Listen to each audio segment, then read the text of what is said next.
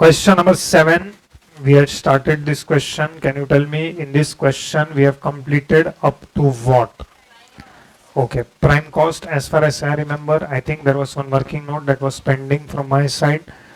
In fact, working note number 1 is only incomplete. Can you revise working note number 1? या हम लोग ने अभी तक ये क्वेश्चन में क्या किया था? Prime cost I understand, but first of all can you tell me in this question we were preparing cost sheet for how many months? Which 2 months? January and February. Okay. January में we had manufactured how many units? 33,600. February में we are manufacturing how many units? 84,000. Okay. So if you are manufacturing 33,600, we were working at how much percent capacity? 40%. So how much is prime cost per unit? 44. And how much is prime cost per unit at 100%? 32. तो पहले हम लोग जनवरी का बात करते हैं. Can you tell me जनवरी में just now you told me how many units we were manufacturing? 33,600. How much is prime cost per unit? 44. तो मल्टीप्लाई करो. Don't look at the working note. फिर से एक बार कैलकुलेट करके बताओ. 33,600 into 44. How much you getting? 14 lakhs 78,000. ये क्या है? 14,78,400. First of all what is this 44? ये क्वेश्चन में दिया हुआ है. 44 is what per unit? Okay, is there any way to break this prime cost? Yes. What is the ratio that is given? What is 3? Raw materials consume. तो हम लोग ने क्या किया? ये 14,78,400 को 3 पार्ट में हम लोग ने डिवाइड किया. व्हाट इज द रेशियो जिसमें हम लोग ने डिवाइड किया? 3:2:1. What is raw material consumed? 3/6. Direct wages कितना है? 2/6. And 1/6 क्या है? Direct expenses. Okay, चलो फटाफट अमाउंट्स कैलकुलेट करके दो. 7,39,200. 2/6 करो कितना होगा? 492,800. And 1/6 करो 246. Okay, can I start cost sheet directly by prime cost? क्यों no? क्वेश्चन में बोला है कि you cannot start directly with prime cost. You have to show different elements of cost. How many elements are there in prime cost? 3 ना. पहला कौन सा? Direct material और raw material consumed. What is second? Direct wages. What is third? Direct expenses. Okay, how to calculate raw material consumed? Opening stock plus purchase. Of course ये सब raw materials का minus closing stock. इसमें से हमारे पास क्या क्या है? Raw material consume 7,39,200. Okay, you can see here question में तुमको परचेज का अमाउंट दिया गया है. जनवरी 2024 raw material purchase was 8,40,000. Okay, now what was the relationship that was given between opening stock and closing stock? Company को कितना opening stock maintain करना है? 1/3 ऑफ क्लोजिंग स्टॉक. तो हम लोग ने किसको x लिया? क्लोजिंग स्टॉक को x लिया. तो फिर ओपनिंग स्टॉक कितना हो जाएगा? 1/3x. तो ये x है, ये 1/3x है. तो ये x सॉल्व करके हम लोग ने क्या फाइंड आउट किया? Closing stock. चेक करो how much is the closing stock that we calculated. x का वैल्यू कितना ढूंढा हम लोग ने? 1,51,200. 151,200 is closing stock of which month? The closing stock of January will become opening stock of February. इसके लिए हम लोग ने एरो मारा. देन हम लोग ने उसका 1/3 निकाला. 1/3 निकालोगे तो you get 50,400. What is this 50,400? Opening stock. This is opening stock of which month? January. तो हमको ओपनिंग स्टॉक भी मिल गया, रॉ मटेरियल परचेज तो दिया था और क्लोजिंग स्टॉक भी हमको मिल गया. तो ये तीनों करके हमको रॉ मटेरियल कंज्यूम.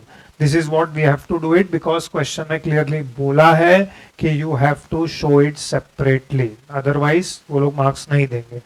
चलो नाउ फेब्रुवरी में आ जाते हैं. फेब्रुवरी में opening stock of February is nothing but what of January. वो हमने ले लिया. February का purchases they have given. How much is February का purchases? Here you can see February का purchases 16,46,400. ओके नाउ जैसे हम लोग ने ये जो किया ना वैसे हम लोग फेब्रुवरी का भी कर सकते हैं. Can you tell me in February how many units we are going to manufacture and what is the prime cost per unit of February 32. So multiply करो 84,000 into 32. This can also be divided into three elements. Which are those three elements?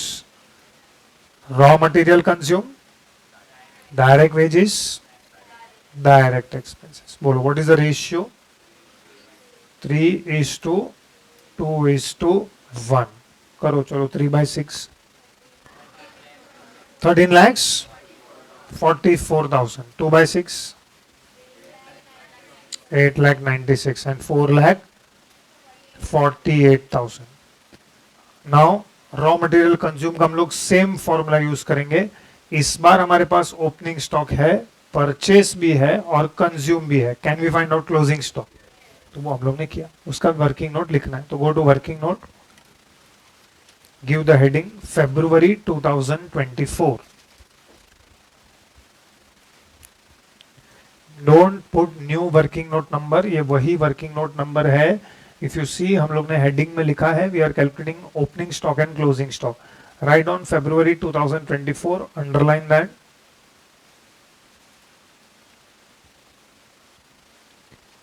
Next line में लिखो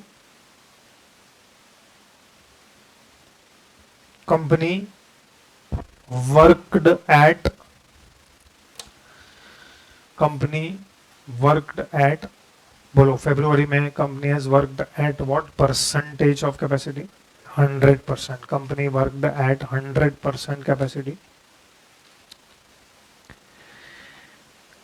next line में लिखो therefore units produced is equal to,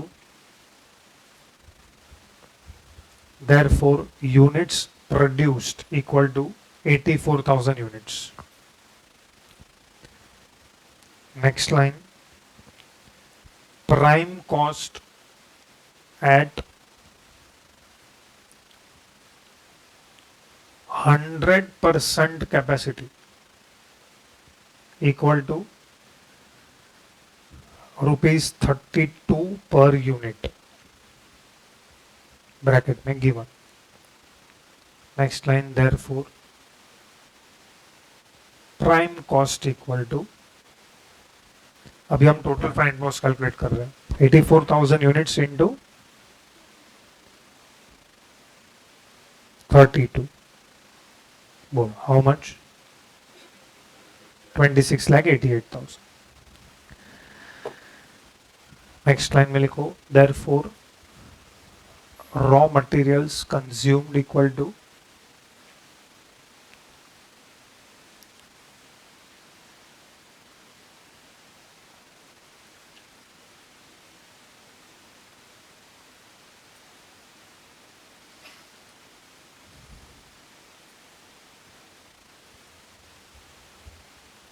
raw material consumed equal to 26,88,000 into 3/6 is equal to rupees 13,44,000. Next line, raw material consumed equal to opening stock plus purchase minus closing stock. बोलो ये formula में what is missing? Closing stock. I hope you understand कि opening stock missing नहीं है, क्योंकि opening stock is nothing but closing stock of January. Okay, हम लोग equation लिखेंगे 13,44,000 is equal to 151,200 plus purchase का amount is 16,46,400 minus closing stock. So solve this equation and get value of closing stock.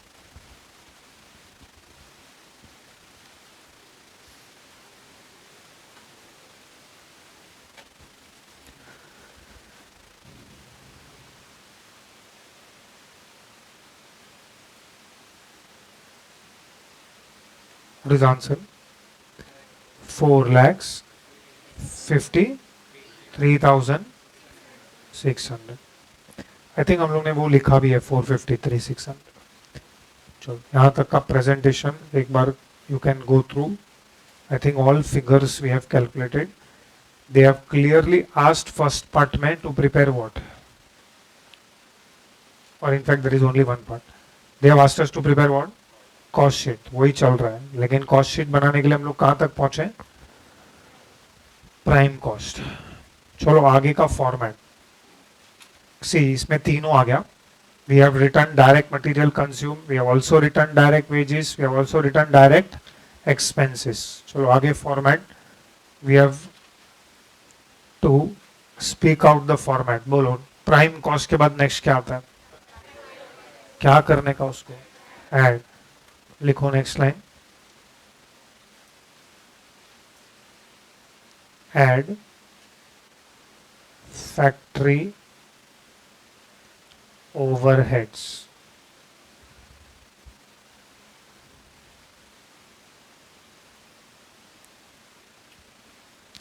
Okay, now no need to underline. Question में factory overheads को ढूंढ के निकालो. कहीं पे फैक्ट्री ओवरहेड्स के बारे में is there any information given? Yes. How much is factory overheads? So very simple. Do we have direct wages? Yes. उसका कितना परसेंट? 60%. सो इधर ही ब्रैकेट में लिखो 60% of direct wages.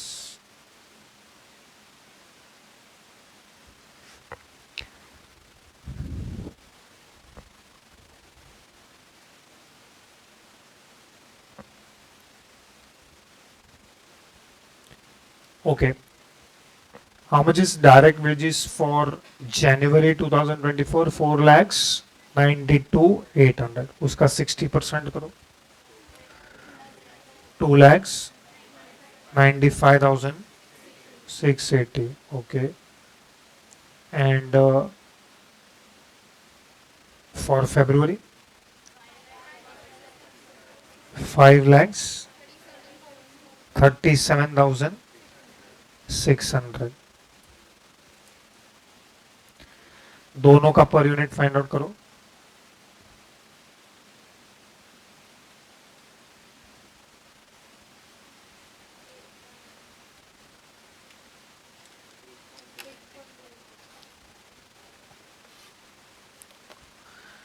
Eight point and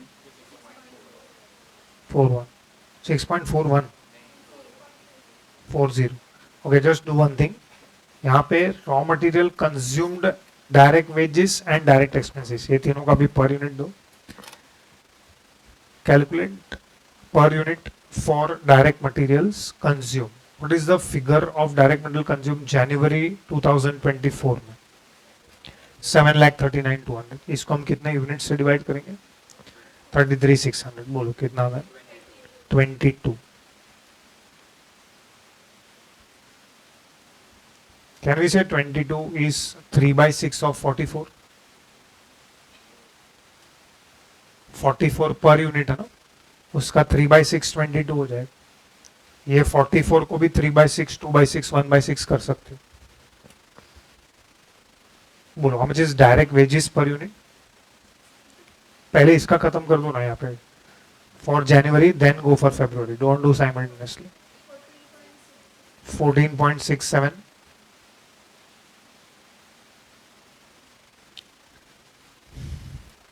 and 7.33. इसका total has to be 44. चलो next वाले का बताओ.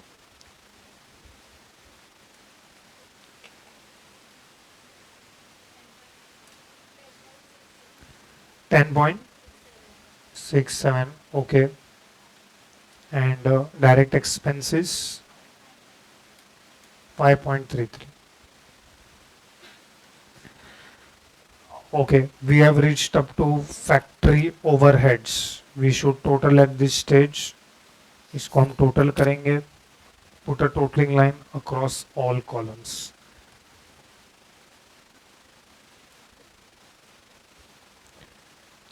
What is the total of January 2024? 17 lakh 74,080 and calculate per unit 52.8. Okay. Likewise do it for February.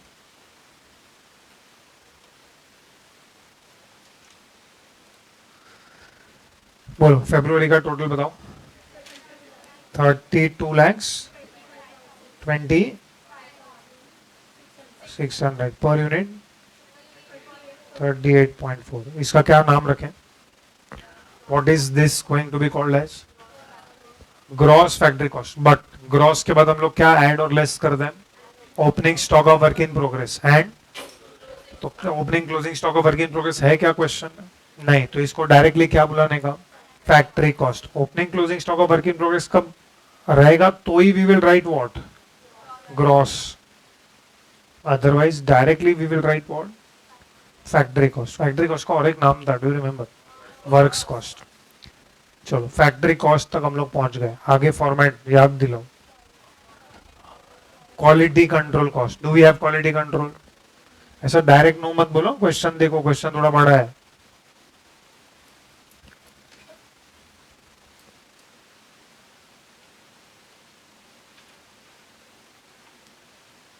See, what you do is इधर से question हम लोग को काम का है क्योंकि इसके ऊपर का हम लोग सब कंसीडर कर चुके हैं. We agree?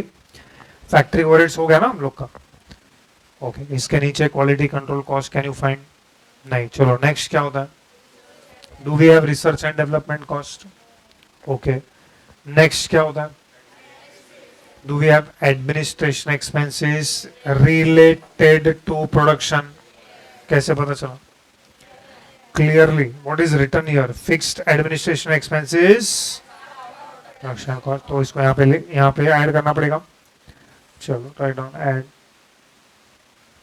जो लोग ने दिया वही लिखो. Fixed administration expenses. And bracket में कंपल्सरी लिखने का as a part of production cost.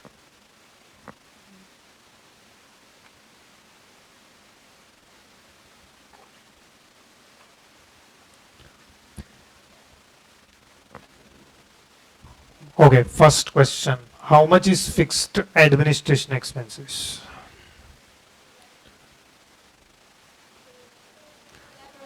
$2,01,600. ये कौन से मंथ का है? ये जैन का है कि फेब का? हमको कैसे पता चलेगा? अच्छा, 2,01,600 जैन का है और ये फेब का है. ऐसा नहीं, तो 2,01,600 किसका? जनवरी एंड फरवरी दोनों का है. मतलब दोनों का मिला के कि दोनों का अलग अलग? क्यों, कैसे पता? पर मंथ दिया है. Okay, what is meaning of fixed? मतलब डज इट मैटर कि जनवरी में we are working at 40% capacity and February में we are working at 100% capacity? तो फिक्स्ड एडमिनिस्ट्रेशन एक्सपेंसेस का परसेंटेज ऑफ कैपेसिटी से कोई लेना देना है? नो. तो what will remain constant? Total cost will remain constant. तो 2,01,600 कहां पे आएगा? दोनों के विच कॉलम में हम लोग लिखेंगे? टोटल कॉलम में. This is classical example of fixed cost. It has nothing to do with what? Level of activity और लेवल ऑफ कैपेसिटी. तुम कोई भी कैपेसिटी पे काम करो, फिक्स्ड एडमिनिस्ट्रेशन तो कॉस्ट करना ही पड़ेगा. 2,01,600. Okay, let us divide. Exact 6 rupees. Cost per unit का relationship will be inverse relationship, क्योंकि अगर आउटपुट बढ़ेगा तो कॉस्ट पर यूनिट कम होगा. तो फिक्स्ड कॉस्ट में ये बिहेवियर होता है कॉस्ट पर यूनिट का. एनीवेज 2,01,600 डिवाइडेड बाय 84, बोलो कितना होगा?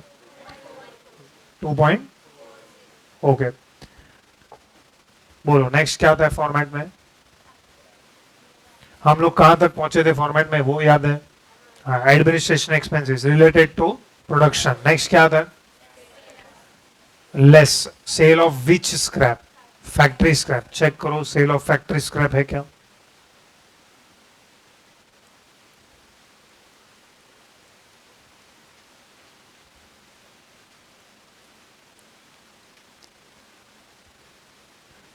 कॉस्ट शीट में जितने आइटम है उतनी बार क्वेश्चन पढ़ोगे तुम लोग, ठीक है चलो पढ़ो, आराम से पढ़ो, read it like a newspaper. मिला सेल ऑफ फैक्ट्री स्क्रैप, नहीं। बोलो नेक्स्ट क्या होता है, कौन सा पैकिंग, पैकेजिंग मत बोलो, फॉर्मेट में क्या था, packing, don't put your words, which packing, तो है क्या प्राइमरी पैकिंग, वापस ढूंढ रहे हो, ढूंढो आराम से, बहुत टाइम है हमारे पास। बोलो अभी, शुड वी टोटल, टोटल करें इसका, तो करो ना total.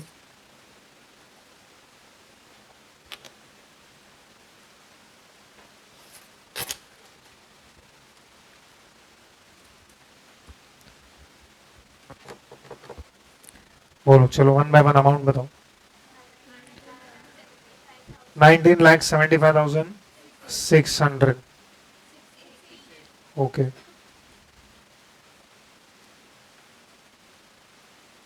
And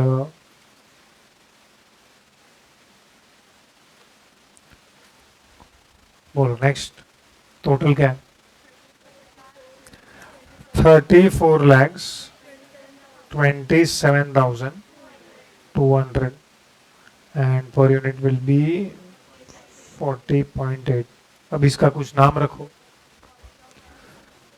okay, cost of production के बाद क्या आता है, opening stock of finish goods, बाद में क्या आता है, do we have opening closing stock of finish goods, why no, ऐसा मत बोलो दिया नहीं है, entire quantity which is produced is sold, ये हम ऑलरेडी डिस्कस कर चुके थे, number of units produced and sold is equal. Suppose for example जनवरी में हम लोग ने 34,000 यूनिट्स बनाया होता एंड सोल्ड इज 33,600, तो which stock would have been there, closing stock, that would become what of February, opening stock, but ये लोग ने ऐसा नहीं रखा है अनफॉर्चुनेटली। तो अगर ओपनिंग क्लोजिंग स्टॉक नहीं है of finish goods, so can we say this itself is what, हाँ तो दोनों लिखने का, cost of production full form लिखने का,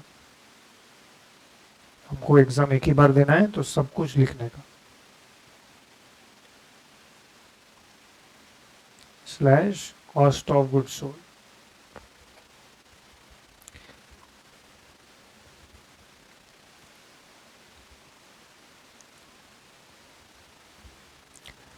ओके चलो नेक्स्ट, मतलब अभी हम कॉस्ट शीट में कहां तक पहुंच गए,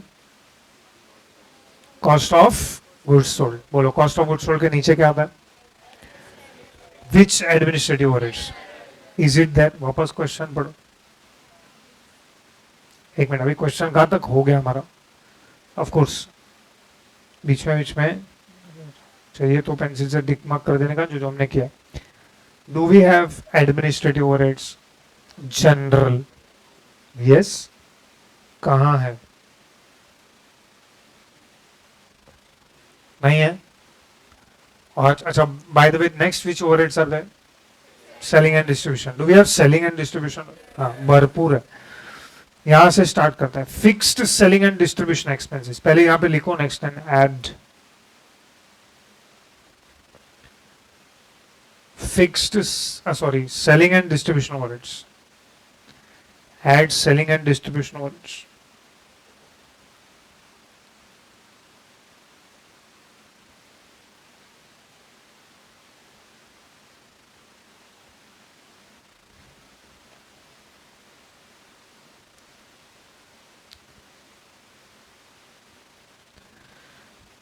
उसमें लिखो fixed selling and distribution expenses. हम लोग को और 10 लाइन चाहिए, टेक्स्ट बुक में सॉरी नोटबुक में 10 लाइंस है ना तुम्हारे पास, नहीं तो शॉर्ट फॉर्म लिखने का चालू करो भी, बहुत चंद फैला के लिख रहे हैं, fixed selling and distribution expenses. बोलो what is the amount of fixed selling and distribution expenses, can you give example of fixed selling and distribution expenses. पहले तो सेलिंग एंड डिस्ट्रीब्यूशन होना चाहिए, दूसरा वो फिक्स्ड होना चाहिए, डिलीवरी बॉयज को रखा था उनका सैलरी, ओके, और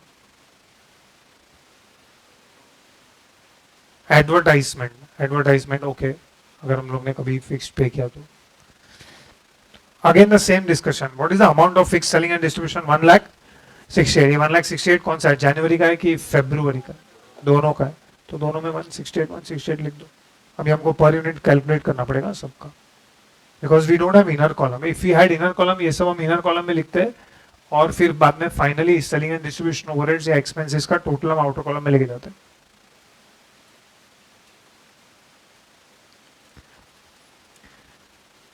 डिवाइड करो, 1,68 divided by 33,600, how much? 5. And 1,68 divided by 84,000 is 2. Is there any other selling and distribution overheads? Correct. Variable distribution amounted to 1.5 per unit sold. देखो, variable distribution cost. Next line में, how much is variable distribution cost? 1.5. कोई बताएगा 1.5 किधर लिखने का? Per unit column में. दोनों month में लिख सकते हैं हम लोग 1.5. वाई? वेरिएबल है. वेरिएबल में what remains constant? Cost per unit remains constant. We can see here.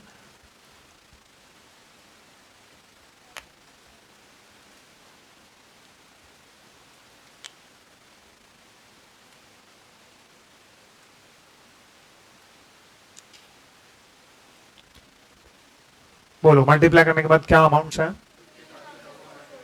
50,400 and वहां पे 1,26,000. बोलो, which is the next selling and distribution overheads?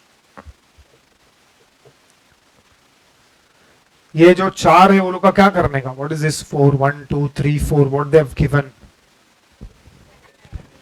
Are these selling and distribution, but these are for selling and distribution only for which month? ये सब चार खर्चा company को क्यों करना पड़ रहा है? वो तो जनवरी में भी सेल कर रहे हैं, लेकिन जनवरी में ये सब नहीं कर रहे हो. फुल कैपेसिटी पे प्रोड्यूस करने के लिए कि बेचने के लिए? आउटपुट ज्यादा बेचने के लिए. You have to attract customers ना. तो वो लोग ने चार ये किया है. Following further expenditure. बोलो, फर्स्ट एक्सपेंडिचर लोग क्या सोच रहे करने का? Sponsoring television program. So first, can we say first cost is sponsorship? What is common between 1, 2, 3 and 4? These are not going to be incurred for which month? क्योंकि जनवरी में तो वैसे भी 40% पे काम कर रहे हैं. 40% का आउटपुट बेचने के लिए हम लोग को ये सब खर्चा करने का जरूरत नहीं है. लेकिन अगर हम ज्यादा आउटपुट बेच रहे हैं तो हम लोग को ज्यादा कस्टमर बेस चाहिए या ज्यादा कस्टमर रीच चाहिए, तो ये सब हमको करना पड़ेगा. एंड यू कैन सी सब में लिखा हुआ है television program, high tea program, special gift, ये सब हम लोग कस्टमर अट्रैक्ट करने के लिए कर रहे हैं. चलो, first one is sponsorship. Right on next line. Sponsorship. Sponsorship cost चाहिए तो लिख सकते हैं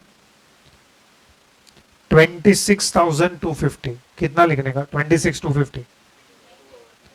26,250 is for how many week? Per week का है. और हम लोग ये स्पॉन्सरशिप प्रोग्राम एवरी कौन से डे को करने वाले हैं? संडे को. Okay, there are how many Sundays? 4. तो 26,250 को मल्टीप्लाइड बाय, उधर ही ब्रैकेट बनाओ, no need for any working note. You can write 26,250 into 4.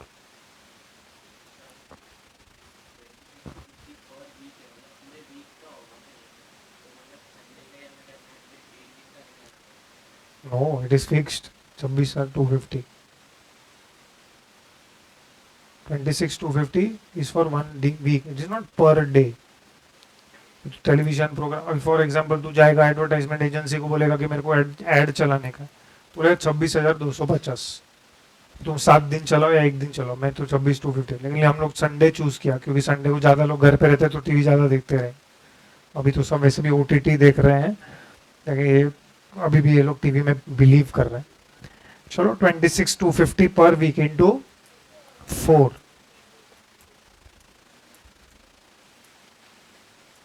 क्या नाम है?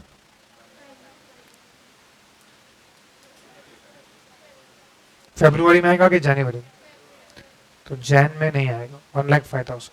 इसको डिवाइड बाय 84,000 करो, कितना है? 1 point. Okay, next. So next cost, high tea program every month for its potential customers at a cost of 1,05,000. Right on next line, high tea program.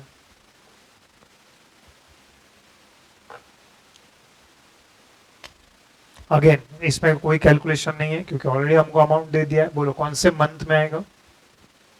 Only February. और अभी अभी हम लोग ने 1,05,000 अमाउंट भी लिखा है और उसका हम लोग ने पर यूनिट भी ढूंढा है. What is that? 1.25. Special gift item costing 105. How much is selling price in February?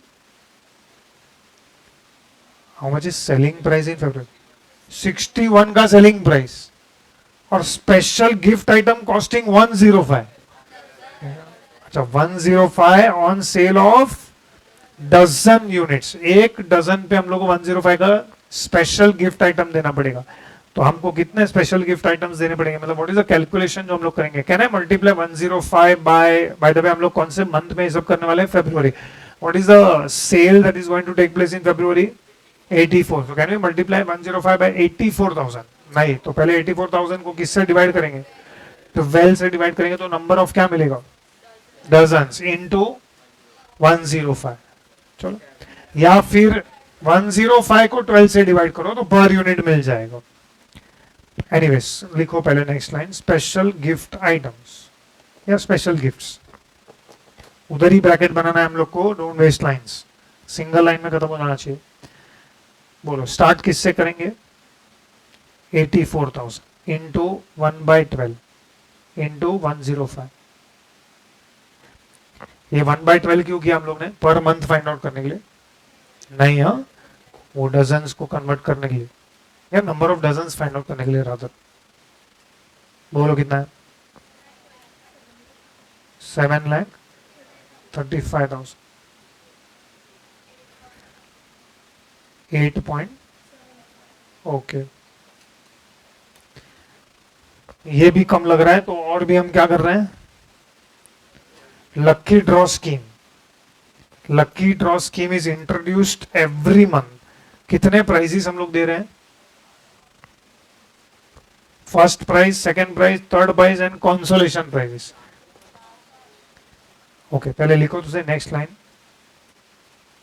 Lucky draw prize या लकी ड्रॉ प्राइजेस. ब्रैकेट में लिखो नोट 2. इसका नोट बनाना पड़ेगा. नोट क्यों बनाने का? ये सब अमाउंट को ऐड कर दो. 1 लाख प्लस 80,000 प्लस 40,000 प्लस 8,000, 1,20,000 और 2,28,000. नहीं, 8,000 इंटू 4 क्यों? 4 कॉन्सोलेशन प्राइजेस ऑफ 8,000 लिखा तो है. अच्छा, ईच नीचे चला गया. ठीक है, तो उसके लिए हमको वर्किंग नोट बनाना पड़ेगा. राइट, इंस्टीट्यूट ने बनाया है. बोलो तुमको बनाने का है कि नहीं बनाने? नहीं बनाने का. ठीक है, गॉड ब्लेस यू. चलो right down number 2, working note number 2, lucky draw prices.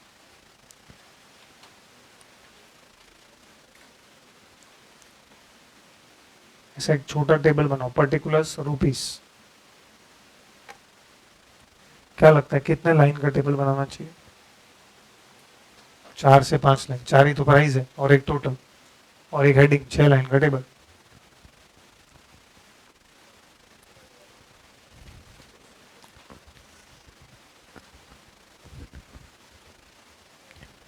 लिखो पर्टिकुलर्स कॉलम में फर्स्ट प्राइस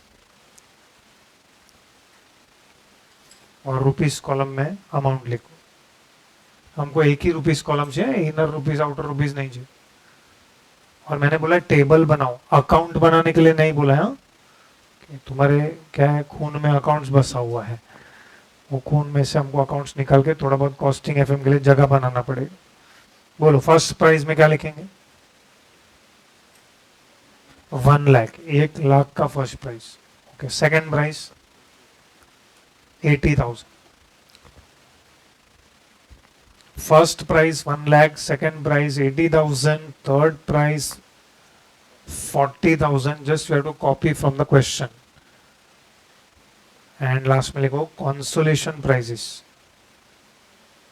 कॉन्सोलेशन प्राइजेस के बाजू में ब्रैकेट बनाओ. बोलो how much into how much?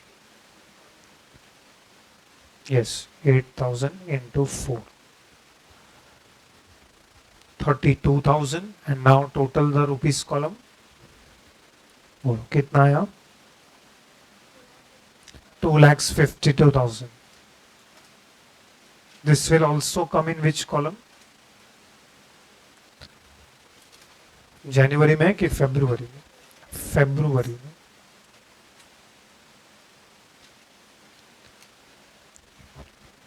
Again calculate per unit. Okay. Is there any other cost? Go and search the question once again.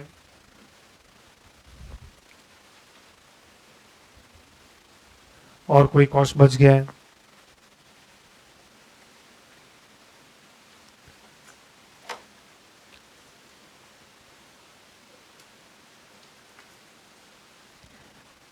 Can you come to the prime cost? Prime cost में direct material पर unit कितना था जनवरी में? 40. अरे prime cost 44 and फरवरी में कितना था? 32. Okay. How much is direct material consume? 22 and यहां पे कितना है? 16. ये इतना कम क्यों हो गया?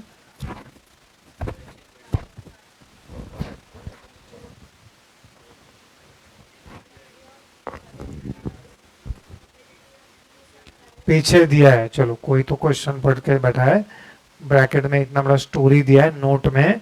In the month of February 2024 there is a significant saving in material cost per unit due to entry of new supplier. अब न्यू सप्लायर का एंट्री की वजह से क्या होगा? कैसे सेविंग होगा? सेविंग वो लोग ने तो क्वेश्चन में लिख के दिया है, वही मेरे को वापस बोल रहे हो. सेविंग कैसे होगा वही मैं पूछ रहा हूं. तो इकोनॉमिक्स मत पेलो यहाँ पे, लॉजिक बताओ. अरे entry of new suppliers into the market, तो मार्केट में कंपटीशन बढ़ेगा, कंपटीशन बढ़ेगा तो प्राइस कम होगा. ये क्या डिमांड सप्लाई कब से लगा रखा है? अरे न्यू सप्लायर्स आएगा तो उसके वजह से कंपटीशन, सप्लायर्स का कंपटीशन बढ़ेगा ना. हम लोग कस्टमर है कि सप्लायर है? कस्टमर है, तो हम लोग के लिए तो वैरायटी हो जाएगा. अभी हम एक सप्लायर के पास जाएंगे, बोले कितने में दे रहा है, बोलेगा इतने में दे रहा है, बोला वो नया वाला है वो तो सस्ते में दे रहा है, तो उसके वजह से मेरा डायरेक्ट मटेरियल कॉस्ट कम हो जाएगा. भाई डायरेक्ट वेजेस कम हो रहा है, लिखा है ना इधर, direct wages and direct expenses are due to introduction of new policy of the management. Policy of the management क्या है वो हमको मालूम नहीं है, लेकिन उसके वजह से डायरेक्ट वेजेस और डायरेक्ट एक्सपेंसेस फरवरी में कम हो रहा है. तो ये जो नोट का 3 लाइन है वो हमारे कुछ काम का है कि नहीं है?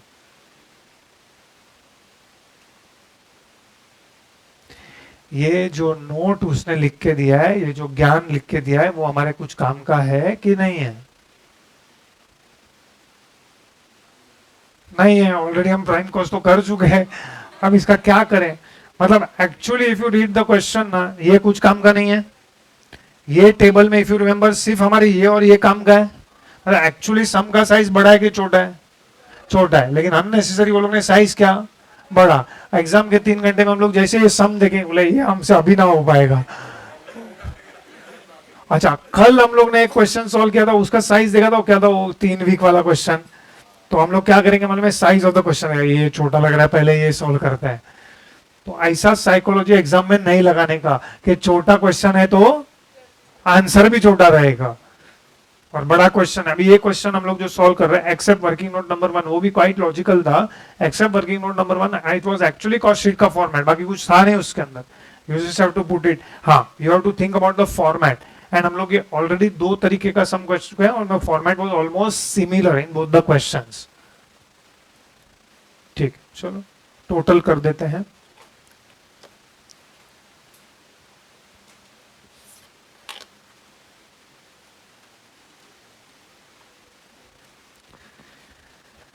जनवरी का भी टोटल करना है. हाँ, सिर्फ फरवरी में अमाउंट लिखे हैं हम लोग, बोलोगे सेलिंग एंड डिस्ट्रीब्यूशन ओवरहेड्स के, but we should still total January amount also. बोलो जनवरी का टोटल 21 lakhs,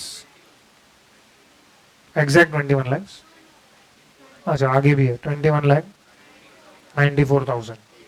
अच्छा, 80 रुपीज भी आगे लिखो. 65. चलो फरवरी का टोटल करो 49,18,200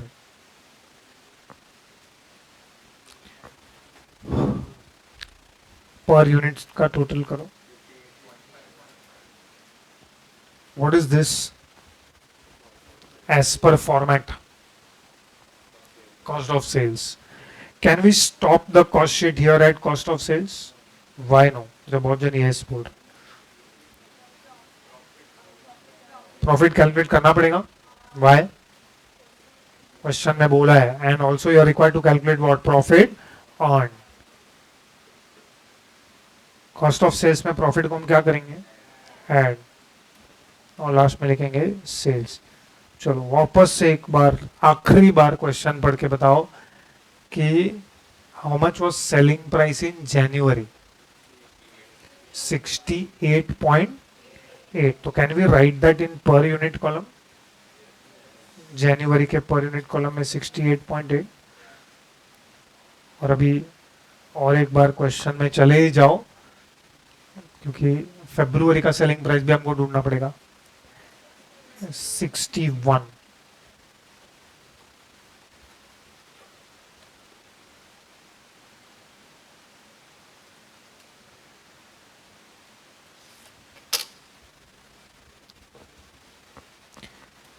Okay, 68.8 should be multiplied by 33,600. Multiply करो 33,600 से तो सेल्स मिलेगा 23 lakh 11,680. Okay, and for February 51 lakhs 24,000. Okay, we will find out profit now for the 2 months. January का profit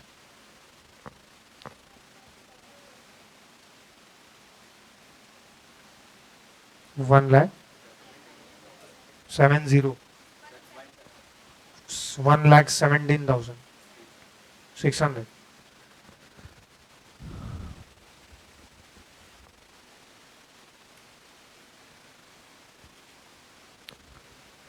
And for February 2,05,800. ठीक है. पर यूनिट बताओ 2 point.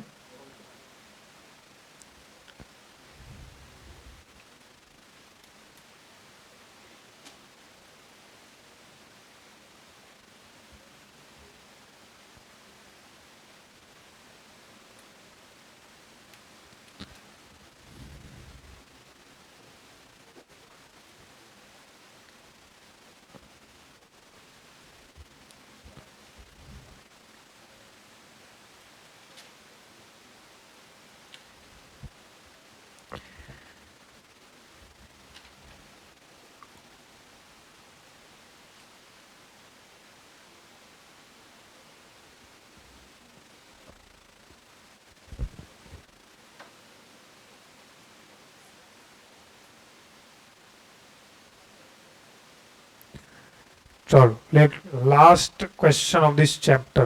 Question number 8.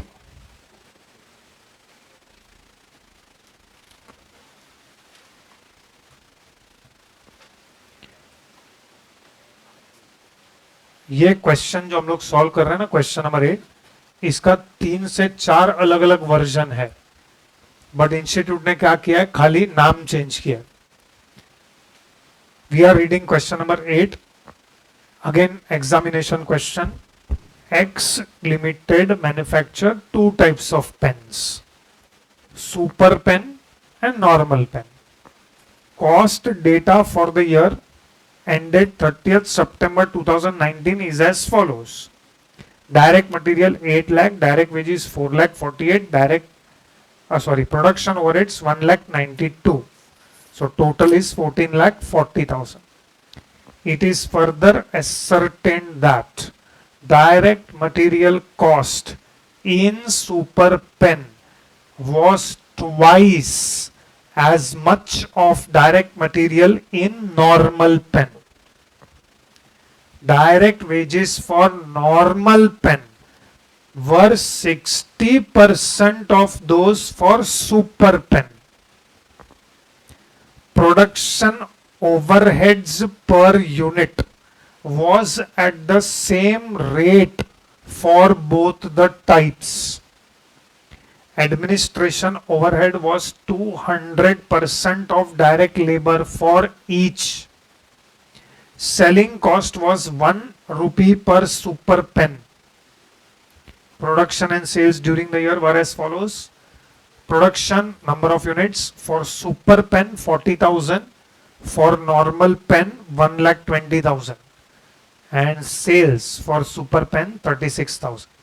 Selling price was rupees 30 for per unit for super pen. Prepare cost sheet for super pen.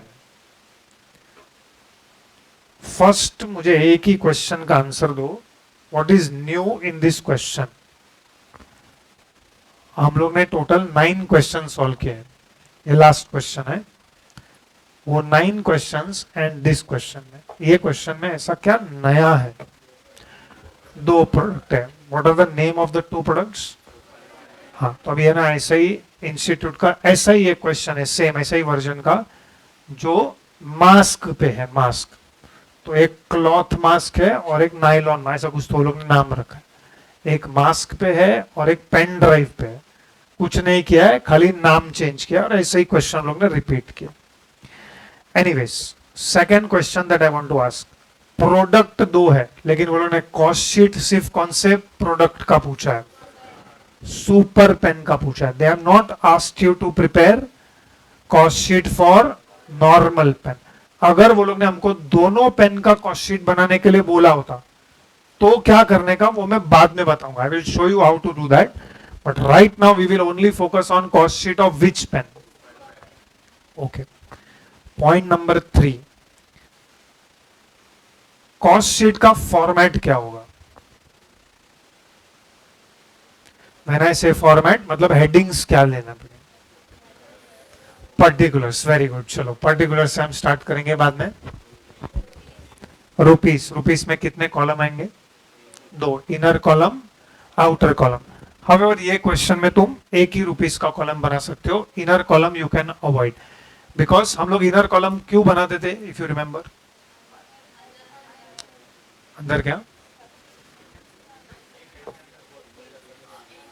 अभी production overheads, तो उसके अंदर 4 production overheads देंगे तो उसको लिखने के लिए इनर कॉलम चाहिए ना. बट वो सब नहीं है. ओके, और भी कुछ लिखते थे हम लोग इनर कॉलम में. नहीं, पहले रुपीस कॉलम का ही बात चल रहा है, बहुत आगे जा रहे हैं हम लोग. प्रोडक्शन ओवरहेड्स तो बहुत नीचे आता है, ऊपर ही हम लोग कुछ तो इनर कॉलम में लिखते थे. डायरेक्ट मटेरियल कंज्यूम्ड का कैलकुलेशन हम लोग अंदर करते थे. How did you calculate direct material consume? Opening stock plus purchase. तो is opening stock of raw material given? No. Is purchase of raw material given? No. तो सब नहीं दिया, तो इनर रुपीस कॉलम नहीं चाहिए, तो एक ही रुपीस का कॉलम चाहिए. ओके, नेक्स्ट क्या आएगा? पर यूनिट का कॉलम. डू यू रिमेंबर हम लोग पर यूनिट का कॉलम बनाया करते थे? How many additional columns we use to prepare? 2. Which are those 2? एक था पर यूनिट और एक बनाते थे फिनिश्ड क्वांटिटी का कॉलम. Everybody remembers? अभी लास्ट 2 क्वेश्चन हम लोग ने किया. चलो दो, दूसरा तो बहुत दूर का बात है, आज का ही बात. इधर क्यों हम लोग ने फिनिश क्वांटिटी का कॉलम नहीं बनाया? जितना प्रोड्यूस किया उतना, मतलब क्या नहीं है? स्टॉक नहीं है. There is no stock. तो ये क्वेश्चन में स्टॉक है क्या?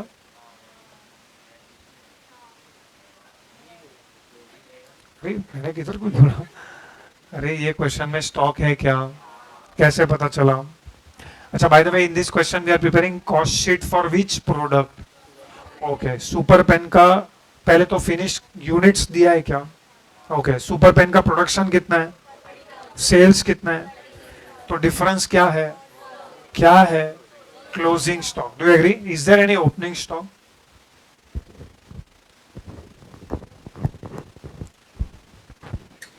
नहीं है, तो सिर्फ क्लोजिंग स्टॉक है. ओके, नाउ क्वेश्चन इज, हमको क्या मालूम कभी कौन सा कॉलम बनाने का है, बहुत ज्यादा कंफ्यूजन हो रहा है, तो उसके लिए हम लोग ने ना एडिशनल पॉइंट्स दिए. तो आ जाओ एडिशनल पॉइंट्स में. कौन से पेज पे additional points? Page number 17, read point number 1, आराम से शांति से पढ़ो. This is for entire subject. आगे जाके भी अगर ऐसे सिचुएशंस में हम लोग होंगे तो we will follow this same point. क्या लिखा है पॉइंट नंबर 1 में? When information relating to what is given. Finish goods का क्वांटिटी क्वेश्चन में दिया रहेगा, फिनिश गुड्स का क्वांटिटी. चलो इसमें दो केस है, case A and case B. What is case A? If units produced is equal to unit sold, तो सिर्फ कौन सा कॉलम बनाने का? Per unit column. ऐसे हम लोग ने 2 या 3 क्वेश्चन किए. चलो 2 तो मिनिमम किए. एक तो आज ही वाला फरवरी 2024 एंड मार्च जनवरी 2024 वाला क्वेश्चन. उसमें what was not there in the question? Stock नहीं था. तो हम लोग ने सिर्फ कौन सा एक्स्ट्रा कॉलम बनाया था? लास्ट लेक्चर में भी हम लोग ने सम किया था, वो सेमी वेरिएबल वाला. वो सेमी वेरिएबल में भी क्या नहीं था? वो 3 मंथ्स एंड 9 मंथ्स में, 3 मंथ्स और 9 मंथ्स वाले में भी स्टॉक नहीं था, इफ यू रिमेंबर. क्योंकि 3 मंथ्स में अगर प्रोडक्शन एंड सेल्स अलग है तो वहां पे भी स्टॉक आएगा, वो नेक्स्ट 9 मंथ्स का ओपनिंग स्टॉक बन जाएगा. लेकिन ऐसा सब वो क्वेश्चन में नहीं था. तो वो क्वेश्चन में भी अगर तुम चेक कर सकते हो, 3 मंथ्स एंड 9 मंथ्स के लिए हम लोग ने सिर्फ पर यूनिट का कॉलम बनाया था. यस और नो? बोलो पॉइंट नंबर बी क्या बोल रहा है? If units produced is not equal to units sold. If units produced is not equal to units sold, then cost sheet में कितने extra additional columns we have to prepare? 2. Which are those 2? Per unit and finished quantity. मतलब actually speaking, which is the common column? Per unit. मतलब जब भी quantity का information दिया रहेगा तो definitely कौन सा column बनाने का? Per unit. अच्छा, finished quantity column कब बनाने का? जब स्टॉक रहेगा. और ऐसा तो हम लोग ने बहुत सारा क्वेश्चन किया था.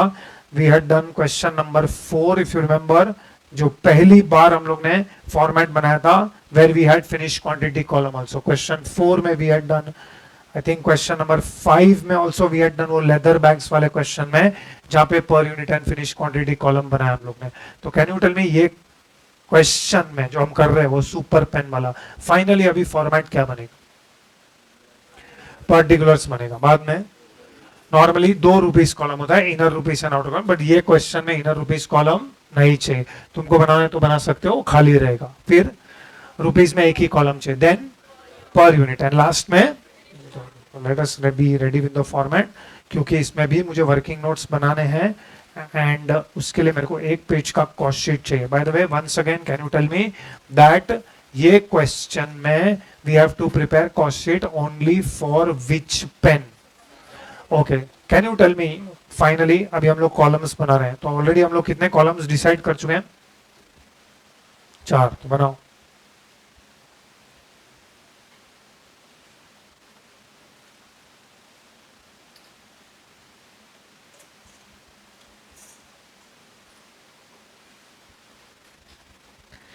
Right down cost sheet for super pen.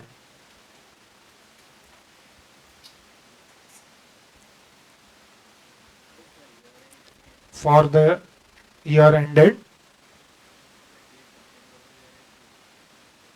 30th September को ईयर एंड क्यों है?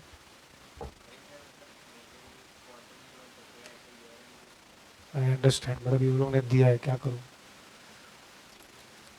For the year ended 30th सितंबर.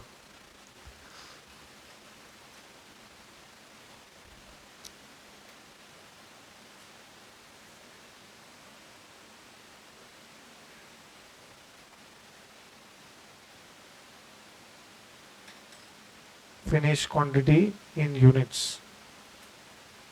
मतलब एक्चुअली उससे हमारे कॉस्ट शीट में कुछ फर्क नहीं पड़ेगा, whatever is the year end. चलो per unit and total full page. We want full page.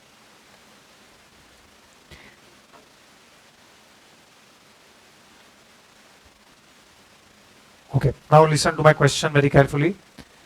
अगर हमको दोनों पेन का कॉस्ट शीट बोला रहता तो कैसे बनाएंगे हम लोग? Suppose they had told you to prepare cost sheet for both the pens, prepare cost sheet for both the pens, ऐसा लिखेंगे तो फॉर्मेट क्या बनाएंगे, मतलब कैसे प्रेजेंट करेंगे। पहले हम सुपर पेन का बना लेंगे, बाद में एक नया पेज पे वापस कॉस्ट शीट बनाएंगे, डबल पेज का बनाएंगे, तो हेडिंग्स क्या क्या होगा, कैन यू एक्सप्लेन। पर्टिकुलर्स एक ही हो जाएगा, थोड़ी देर के लिए ऐसा विजुअलाइज करो कि हम लोग दोनों कॉस्ट शीट को मर्ज कर रहे हैं, तो दोनों में कॉमन कॉलम कौन सा हो जाएगा, पर्टिकुलर। तो पर्टिकुलर्स कितना बनाने का, एक। पहले तो ये फॉर्मेट कौन से पेज पे बनाने का, डबल पेज पे बनाने का। डबल पेज समझते हैं ना तुम लोग को, ये ऐसा वाला देखो, ऐसा डबल पेज होता है, ये डबल पेज पे आ गया, ये डबल पेज पे पर्टिकुलर्स एक बनेगा। ओके, फिर ये 3 कॉलम तो बनेगा ही, ये 3 कॉलम के ऊपर लिख देने का, क्या लिख देने का, सुपर पेन। फिर यही 3 कॉलम किसके लिए बनेगा, नॉर्मल पेन के लिए। और लास्ट में एक कॉलम बनाने का combined total rupees column, combined total rupees का कॉलम। मुझे वो वैसे भी बनाना पड़ेगा, I will tell you how will it look, but just मैं पर्टिकुलर्स कॉलम नहीं बनाऊंगा because I don't need that particulars column. But इसी फॉर्मेट को आगे एक्सटेंड कर देने का, बोलो इसके आगे और कितने हेडिंग्स देने पड़ेंगे हम लोग को, 4। उसमें नेक्स्ट 3 कॉलम के ऊपर हम किसका हेडिंग देंगे, नॉर्मल पेन, और बाद में एक कॉमन कॉलम बनाना पड़ेगा। मतलब पूरे कॉस्ट शीट में कितने कॉमन कॉलम्स बन गए, 2, which are those two, particulars and last. लेकिन लास्ट वाला जो कॉलम बनेगा वो कौन सा कॉलम रहेगा, कंबाइंड टोटल रुपीस। मतलब ये जो टोटल रुपीस है सुपर पेन का, और जो नॉर्मल पेन का रुपीस है। मैं क्यों बोल रहा हूं मालूम है, can you tell me, question में डायरेक्ट मटेरियल्स दिया हुआ है, कितना दिया हुआ है डायरेक्ट मटेरियल्स, ये 8 lakh direct material super pen का है कि नॉर्मल पेन का है, दोनों का है। अगर हम कॉस्ट शीट दोनों का बना दे रहे थे तो 8 लाख कौन से कॉलम में लिखोगे, last combined total rupees column. अच्छा, can you now tell me why ये लोग ने नॉर्मल पेन का कॉस्ट शीट नहीं पूछा है,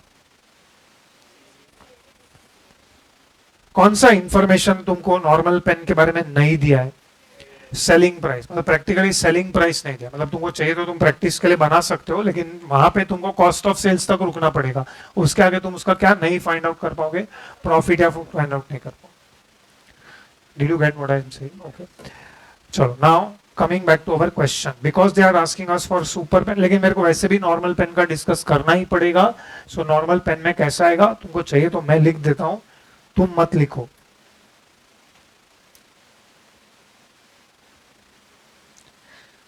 इसी के आगे हम लोग हेडिंग दे देते हैं, which pen, normal pen. You don't have to do this, this is I am doing for a specific purpose, that purpose you will understand later. But if they had asked you cost sheet for both the pens तो हम लोग ऐसा कर देते थे। ठीक है, चलो यहाँ पे मैंने पर यूनिट लिख दिया। And we will also prepare which column, in fact there is one more reason जिसके वजह से हम लोग ये नहीं बना सकते हैं। आई थिंक नॉर्मल पेन का वो लोग ने सेल्स क्वांटिटी भी नहीं दिया है, यस और no. Normal pen you can't assume कि जितना प्रोड्यूस किया उतना सेल कर दिया वो लोग ने, तुम लोग जाग रहे हैं। हाँ हाँ, ओके। एंड और एक कौन सा कॉलम बोला मैंने, ये कंबाइंड टोटल किसका है, सुपर पेन का है कि नॉर्मल पेन का, दोनों का। इसमें कंबाइंड टोटल, और ये जो कंबाइंड टोटल है, this is total of which 2 columns, ये टोटल रुपीस, टोटल रुपीस। चलो इधर तक समझ में आया, ठीक है। चलो let us start preparing the cost sheet. I am assuming format is ready. अब मुझे बताओ सबसे पहले कॉस्ट शीट स्टार्ट किससे होगा, is last question, so we have to revise the format. Of course last question for this chapter, आगे जाके भी कॉस्ट शीट आएगा तो फॉर्मेट यही एप्लीकेबल है। बोलो क्या फर्स्ट वन क्या आता है, मतलब will you calculate direct material consume, ऐसा opening stock plus purchase minus closing stock, why no, दिया हुआ है direct materials. Okay, can you tell me how much is direct materials given in the question, 8 lakhs। Ideally कौन से column में आना चाहिए, can I right यहाँ पे टोटल रुपीस कॉलम है, व्हाई नो, वो खाली सुपर पेन का नहीं है, वो किसका है, तो किधर लिखने का इसको आइडियली, हाँ मतलब तुम लोग ने नहीं बनाया, मैं लिख देता हूँ, इसको किधर लिखना चाहिए, कंबाइंड टोटल में लिख देता हूं मैं। अच्छा, by the way can you tell me दोनों के फिनिश क्वांटिटी कॉलम में मुझे कुछ लिखना है. Finish quantity will always start with which quantity produce. बोलो सुपर पेन का क्वांटिटी प्रोड्यूस कितना है? 40,000. How much is normal pen का क्वांटिटी प्रोड्यूस्ड? 1,20,000. चलो इतना इंफॉर्मेशन मेरे पास है. बोलो अभी मैं तो सिर्फ कॉस्ट शीट बना रहा हूं सुपर पेन का, थोड़ी देर के लिए सामान के चलते हैं नॉर्मल पेन का भी बना रहे हैं हम लोग. तो ये 8 lakhs को हम लोग बाइफरकेट कैसे करेंगे? Can you tell me first of all you have to be very clear what is 8 lakh. What is 8 lakh? वो तो पता कंबाइंड टोटल, लेकिन वो किस दोनों का टोटल है? सुपर पेन का direct material cost plus normal pen का direct material cost. Do you agree with this? मतलब सपोज सुपर पेन का मटेरियल कॉस्ट का जो टोटल कॉलम है यहां पे जो फिगर है प्लस ये वाला जो फिगर है वो दोनों का टोटल 8 लाख है. Everybody agrees with this? चलो अभी मेरे को इसको ना डिवाइड करना है. तो कैसे डिवाइड करेंगे?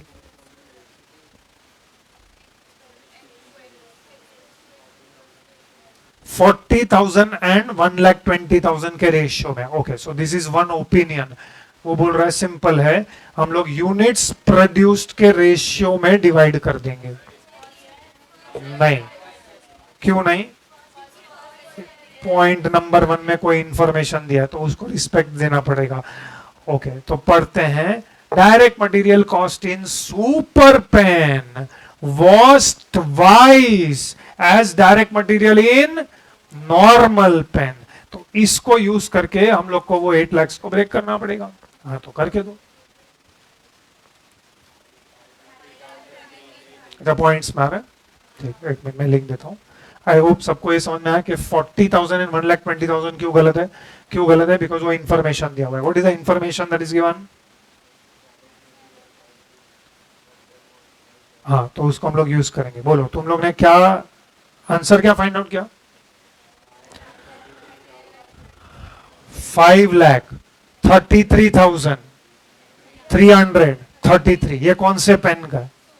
सुपर पेन का. एंड नॉर्मल पेन का कितना? 2,66,000. ओके, चलो ये answer. Everybody all got this answer? How did you find out this answer? मतलब व्हाट इज द अप्रोच? क्योंकि वर्किंग नोट में मुझे कुछ तो लिखना पड़ेगा. नहीं, कोई एक जन बोलेगा. आराम से जाते हैं थोड़ा. वर्किंग नोट का हेडिंग क्या लिखेंगे हम लोग? Direct materials. हाँ ठीक है, चलो आगे क्या लिखने का? लेट. एक मिनट स्लो जा भाई, तू बहुत ज्यादा जो.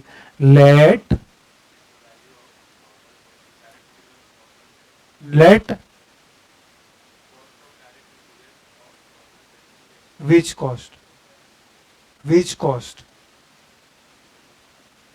थर्ड टाइम पूछ रहा हूं मैं. which cost?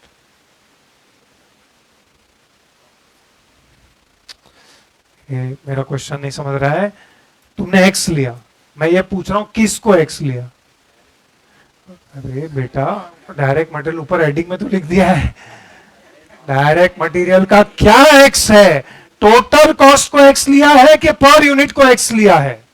क्यों? किसने बोला? एक मिनट. एक क्वेश्चन में क्या लिखा है? तो पढ़ेगा क्वेश्चन, जोर से पढ़. Point number 1, cost. Direct material cost. Why did you take this information regarding total cost? Question समझ में आया मेरा? नहीं समझ में आया अभी तक? अरे ये लोग ने क्या लिखा है? Direct material cost. तो सबसे पहला क्वेश्चन क्या पूछने का? अरे भाई तू कौन से कॉस्ट के बारे में बात कर रहा है? टोटल कॉस्ट के बारे में बात कर रहा है कि कॉस्ट पर यूनिट के बारे में बात कर रहा है? Okay, I will rephrase this statement. Total या डायरेक्ट मटेरियल का total cost of super pen was twice as much as direct material. इधर तो कॉस्ट भी नहीं लिखा वो लोग ने. मतलब ये जो कॉस्ट है ना, ये जो कॉस्ट, ये कौन से कॉस्ट के बारे में बात कर रहा है? Is it talking about total cost और is it talking about cost per unit? ये कैसे पता चला तुमको? आपने अज्यूम किया, तो अनफॉर्चुनेटली आपका अजम्पशन गलत है। क्यों गलत है उसका आंसर देता हूं मैं। अगर ऐसा सिचुएशन आया तो आपको देखना पड़ेगा कि ये cost is what in behaviour, and in absence of information direct material is assumed to be variable, and if direct material is assumed to be variable तो जो भी इंफॉर्मेशन दिया गया है वो किसके बारे में है? इसका मतलब ये लोग क्या बोलना चाहते हैं? विच per unit cost? Normal pen का जो direct material cost per unit है, सुपर पेन का 2 टाइम्स है। समझ में आया इसने क्या बोला? ओके, फिर से पढ़ते हैं। एक मिनट स्लो जाते हैं, 1 मिनट मैं कर रहा हूं। सबसे पहले मेरे को ये बताओ, ये कौन से कॉस्ट के बारे में बात कर रहा है? पर यूनिट के टोटल कॉस्ट। तुमको कैसे पता चला? 3 मिनट में तुम रंग बदल रहे हो। हाँ, तो ये first of all can you tell, एक minute, can you read point number 3? उधर क्लियरली लिखा है पर यूनिट। ये देखो मैं पर। अच्छा, can you read point number 2? मैं पॉइंट नंबर 2 रीड करके तुमको समझाता हूं कि प्रॉब्लम क्या हो रहा है। पॉइंट नंबर 2 में लिखा है डायरेक्ट वेजेस फॉर, अरे पढ़ो, नॉर्मल पेन वर फॉर और of those for super pen. तो सबसे पहले क्वेश्चन पूछने का, direct wages for normal pen, तो which direct wages? Total direct wages के डायरेक्ट वेजेस पर यूनिट? तो इस क्वेश्चन का आंसर देने के लिए तुम वो कॉस्ट के किसको चेक करोगे? बिहेवियर को चेक करोगे। तो direct wages is what in behaviour in absence of information. ये मैंने लास्ट टाइम ही बताया था, in absence of information all prime cost items are unless otherwise specified variable. तो ये जो पॉइंट नंबर 2 है और पॉइंट नंबर 1 है, ये दोनों इंफॉर्मेशन, ऑफ कोर्स एक इंफॉर्मेशन डायरेक्ट मटेरियल के बारे में, एक इंफॉर्मेशन डायरेक्ट वेजेस के बारे में, लेकिन as a reader of this question मुझे क्या समझने का कि ये जो इंफॉर्मेशन है वो किसके बारे में है? पर यूनिट के बारे में। क्यों पर यूनिट के बारे में? क्योंकि direct material and direct wages को इन एब्सेंस ऑफ इंफॉर्मेशन हम क्या मानते हैं? वेरिएबल। तो अब मैं फर्स्ट वाले को कैसे पढ़ूं? Direct material cost per unit. अच्छा, ये पर यूनिट दिया है कि हम अज्यूम कर रहे हैं? ये पर यूनिट दिया है कि हम अज्यूम कर रहे हैं? अज्यूम कर रहे हैं। किधर दिया? उन लोग ने तो लिखा है डायरेक्ट मटेरियल कॉस्ट, क्योंकि जैसे ही तुम वर्किंग नोट बनाओगे ना तो तुमको लिखना पड़ेगा लेट, तो बोला let direct material of normal pen be x. अरे net direct material what be x? Per unit के total cost. Okay, so now read this statement again. Let rather direct material cost क्या? Per unit. किस में? Is as much as direct material in normal pen. चलो अभी किसी को तो मेरे को एक्स लेना है, तो किसको एक्स लू? सुपर पेन का डायरेक्ट मटेरियल कॉस्ट 2 टाइम्स है कि नॉर्मल पेन का डायरेक्ट मटेरियल कॉस्ट 2 टाइम्स है? सुपर पेन का direct material cost per unit is of direct material cost per unit in which pen? Normal pen. तो बोलो किसको x लेने का? तो एक्स क्या है? कोई मेरे को डिफाइन करके देगा what is x finally now? Direct material cost per unit of normal pen को हम एक्स ले रहे हैं। अच्छा, पर यूनिट को क्यों एक्स लिया?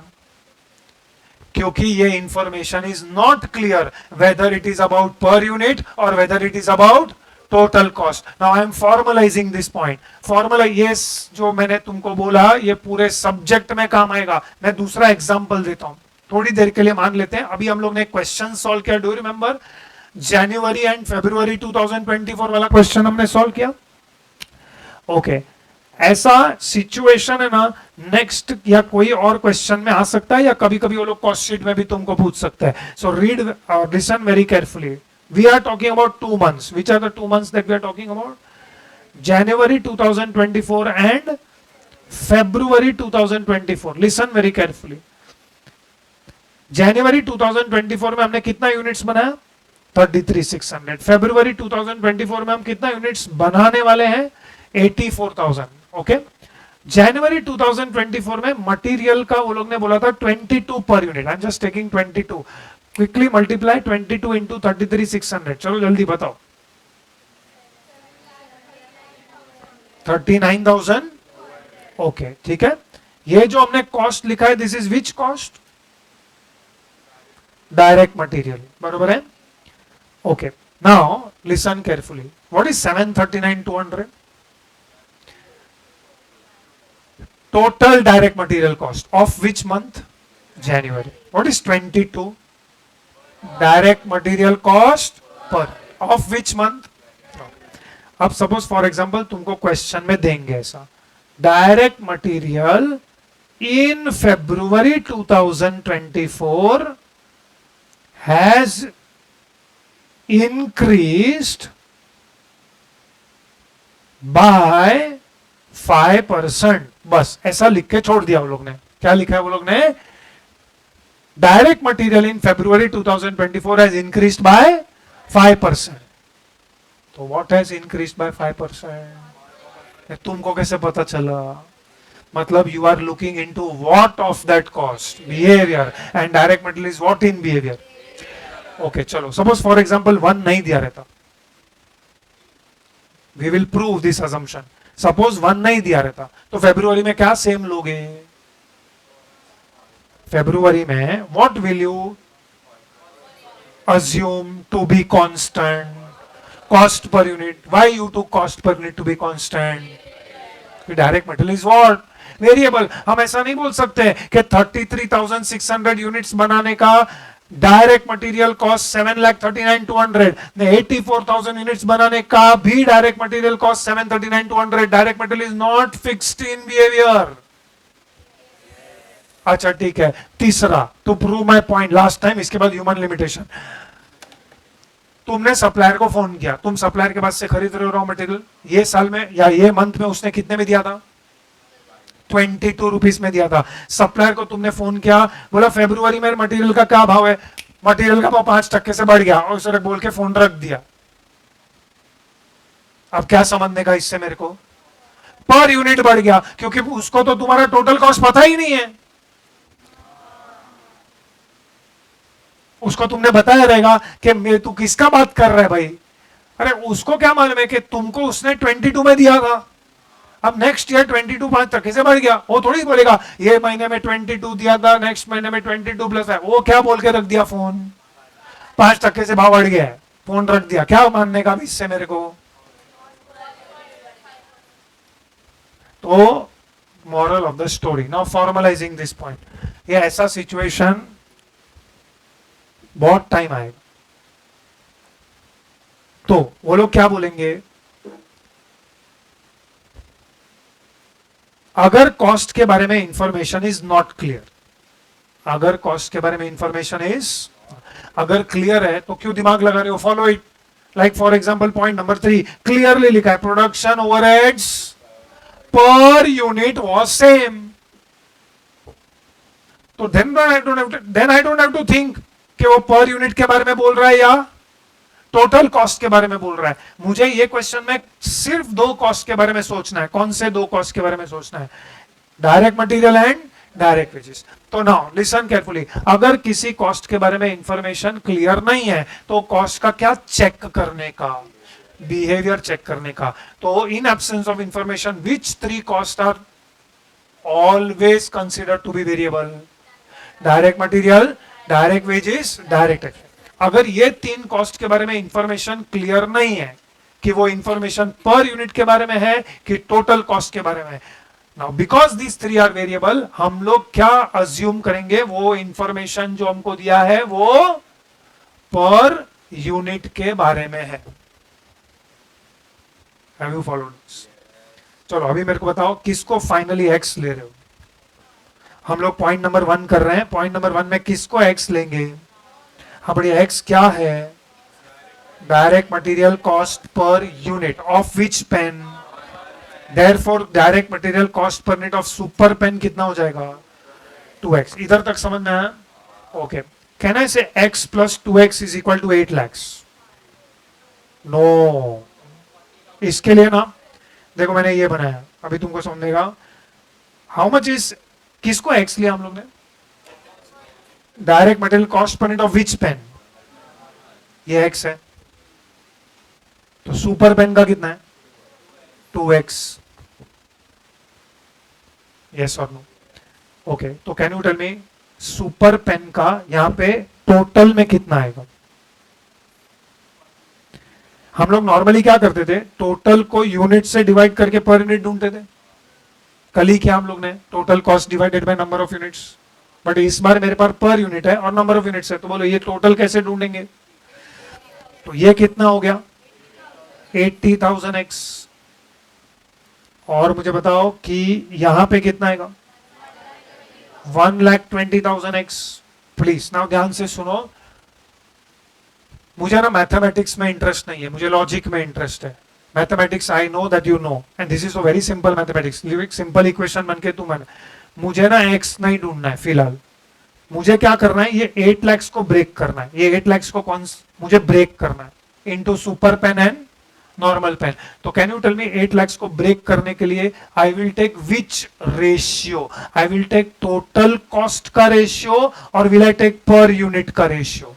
टोटल कॉस्ट का रेशियो, क्योंकि ये जो 8 lakhs है ना is in this ratio. Have you understood logic? मेरे को है ना मैथमेटिक्स नहीं सिखाना है, मैं लॉजिक पढ़ रहा हूं। ये 8 lakhs is equal to what plus what? This plus this, मतलब कहने से 8 lakhs is in this ratio, तो मुझे 8 lakhs को ब्रेक करना है इन द रेशियो 8:12। यस और नो? पहले हम इसका वर्किंग बनाते हैं, बाद में हम वेजेस के ऊपर आते हैं, क्योंकि वेजेस में भी it is very similar, because wages में वो लोग ने क्या दिया है, direct wages of which pen, normal pen, were 60% of those for super pen. Now the same question arises कि ये जो डायरेक्ट वेजेस है ये कौन से डायरेक्ट वेजेस के बारे में बात कर रहा है? Total direct wages for normal pen were 60% of those for super pen के direct wages per unit.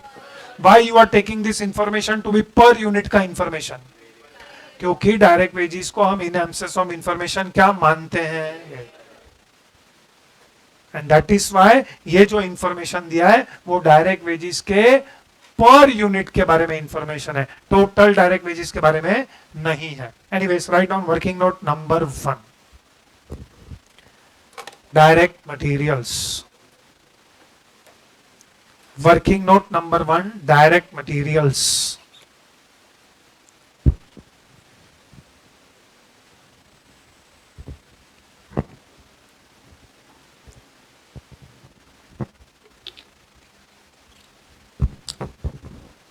Underline that. Next line. Let direct material cost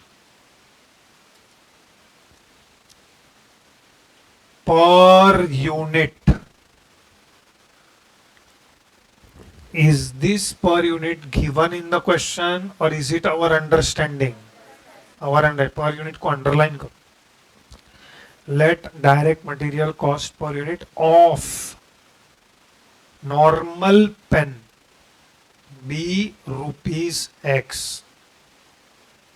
Next line, therefore direct material cost per unit of super pen is equal to x into 2, that is equal to rupees 2x.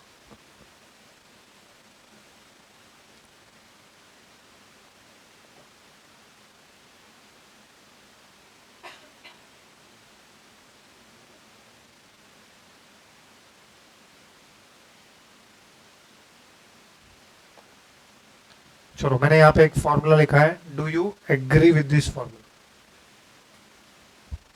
Total cost is equal to units produced into cost per unit, तो लिखो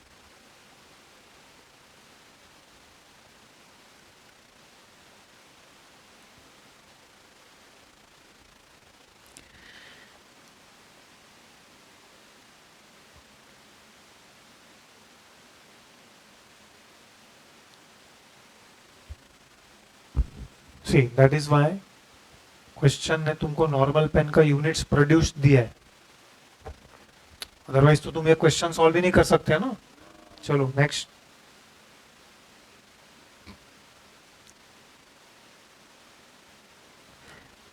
जो लोग ने total cost को x लिया और वैसे ही तुम डायरेक्ट वेजेस में करते थे, तो नॉर्मल पेन का यूनिट्स प्रोड्यूस तो किधर काम का ही नहीं है।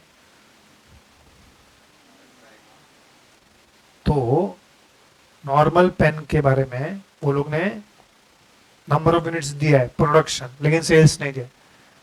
और ये जो है वो सिर्फ वो लोग ने ये पॉइंट और ये पॉइंट के लिए दिए, ऑफ कोर्स थर्ड पॉइंट के लिए भी।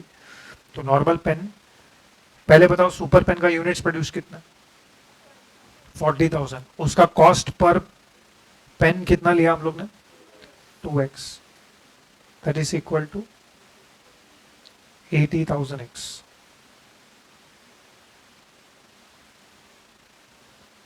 Normal pen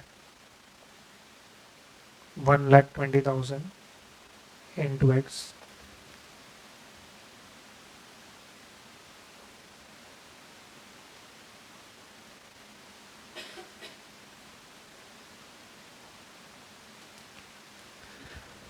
can you tell me what is the total cost ratio? What is meaning of total cost ratio? इसका मतलब सुपर पेन और नॉर्मल पेन का टोटल कॉस्ट का रेशियो क्या है। हाँ मतलब पहले हम लोग ग्रॉस रेशियो लिखेंगे, that is 80,000x is to 1,20,000। इसको हम लोग रिड्यूस करेंगे तो कितना है? 2:3।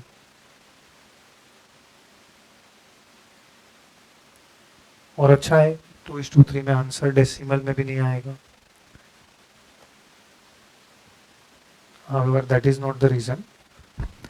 8 lakhs into, बोलो सुपर पेन का कैलकुलेशन क्या आएगा?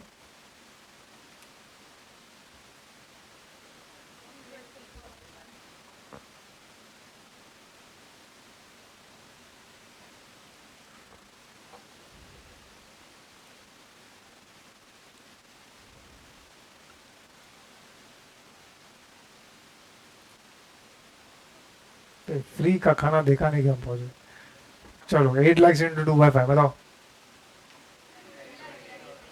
3 lakh, this is 3,20,000 for which pen? ये कैलकुलेशन हम कौन से पेन का कर रहे थे? Super pen. अच्छा नॉर्मल पेन का पूछा नहीं है, but just if you want you can do it. इसके नीचे कैलकुलेशन, ये नॉट रिक्वायर्ड बिकॉज एग्जाम में इतना टाइम नहीं होता है, बट नॉर्मल पेन का भी कैलकुलेट करके रखते हैं।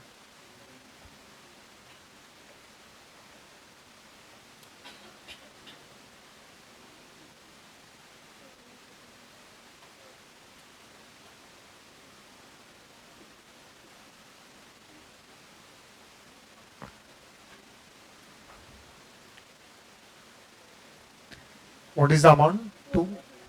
4,80,000. This is for which pen? Normal pen.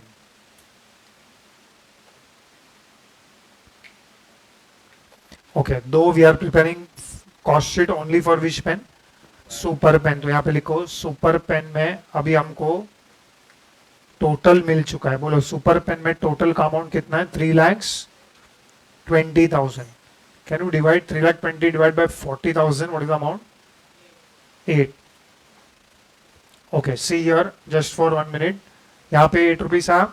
Okay, now अगर हम नॉर्मल पेन में जाएंगे तो नॉर्मल पेन के टोटल में कितना लिखेंगे? 4,80,000. एंड पर यूनिट कैलकुलेट करो.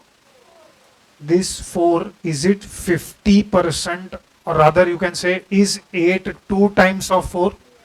वही तो रिलेशनशिप वो लोग ने दिया ना कि सुपर पेन का direct material cost is twice the direct material cost of normal pen. But इसमें इंपॉर्टेंट पॉइंट था कि वो पर यूनिट के बारे में बात कर रहा है.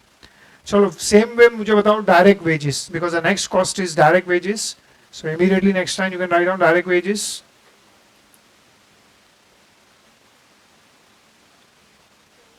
Okay, first of all, direct wages which is given in the question is for which pen? दोनों 4,48,000. ये भी मुझे बाइफरकेट करना पड़ेगा. उसके लिए we will read point number 2. Point number 2 में लिखा है direct wages for normal pen were 60% of those for super pen. So this time normal pen का जो डायरेक्ट वेजेस है that is 60% for of those for super pen. तो बोलो इस बार first of all direct wages के बारे में जो इंफॉर्मेशन दिया है वो टोटल डायरेक्ट वेजेस के बारे में दिया है कि पर यूनिट के बारे में दिया है? Okay, this is because we believe direct wages is what in behaviour. तो जो भी इंफॉर्मेशन दिया है डायरेक्ट वेजेस के बारे में that is information about per unit. ठीक है, तो अब मुझे बताओ इसको सॉल्व कैसे करेंगे. हम लोग कुछ तो लिखना पड़ेगा ना. तो write down working note number 2.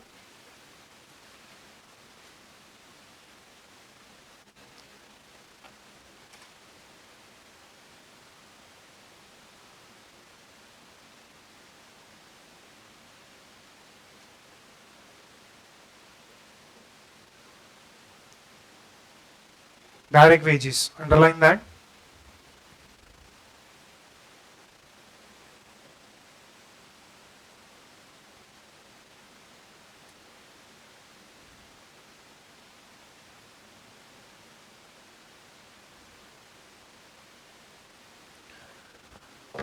बोलो लेट क्या लिखने को?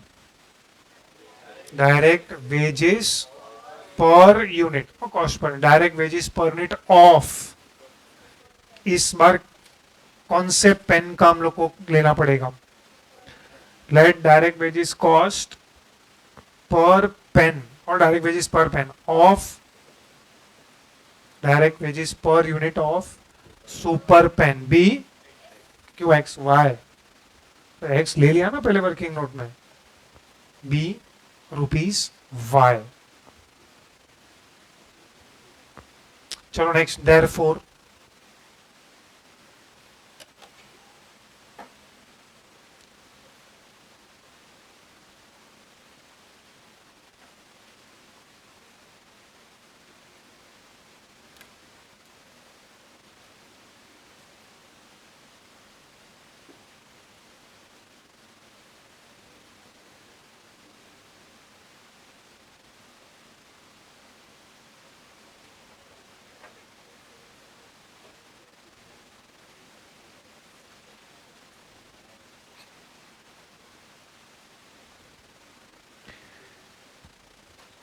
therefore direct wages per unit of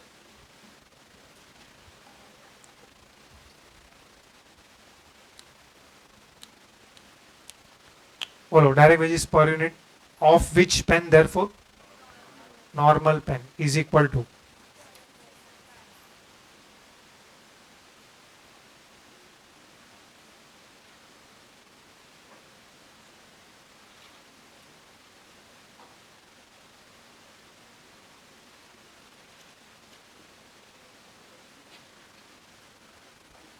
%60 into y. 60% into y is equal to 0.6y. चलो खुद से सॉल्व करो ये वर्किंग नोट. आगे का very similar to first working note जो हमने किया है.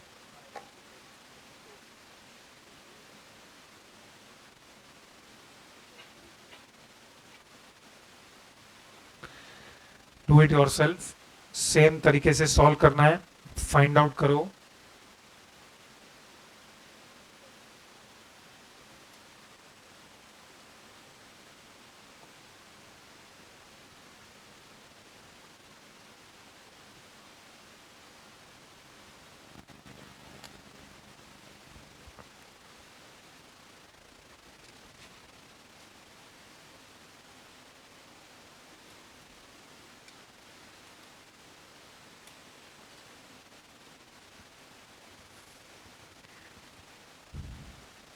for super pen y will be multiplied by how much? Super pen का डायरेक्ट वेजेस पर यूनिट कितना है? y. तो y को किससे मल्टीप्लाई करोगे? 40,000, करेक्ट. तो सुपर पेन का डायरेक्ट वेजेस कॉस्ट कितना आ जाएगा? 40,000 y total direct wages. And बोलो नॉर्मल पेन का it is 0.6, 72,000 y. Again, bolo, what is the total cost ratio? Yes, we can reduce it. 40,000 y is to 72,000 y. बोलो कितना होगा? 5:9. Bifurcate करो. 4,48,000.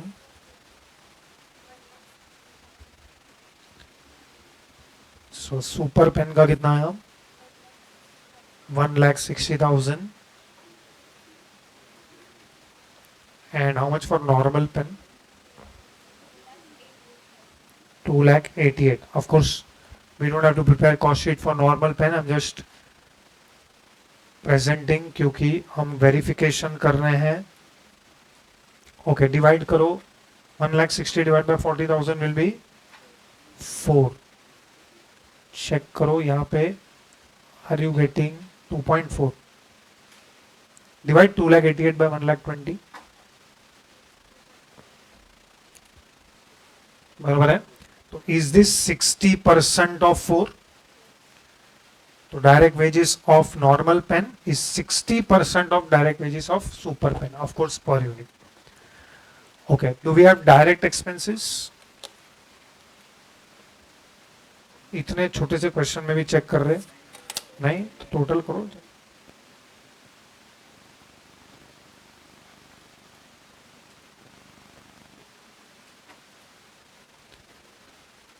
हम लोग ने जो ये क्वेश्चन में पढ़ा उसके लिए I will give you a note afterwards कि कॉस्ट के बिहेवियर को चेक करके हमको कंक्लूड करना है कि वो इंफॉर्मेशन पर यूनिट के बारे में है कि टोटल कॉस्ट के बारे में.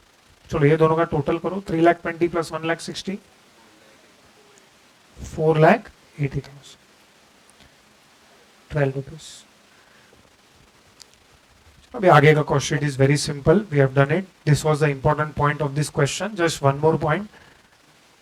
प्रोडक्शन ओवरहेड्स के बारे में क्या दिया है? बोलो. प्राइम कॉस्ट के बाद नेक्स्ट कौन सा कॉस्ट होता है? Production overheads. Write down. Add production overheads.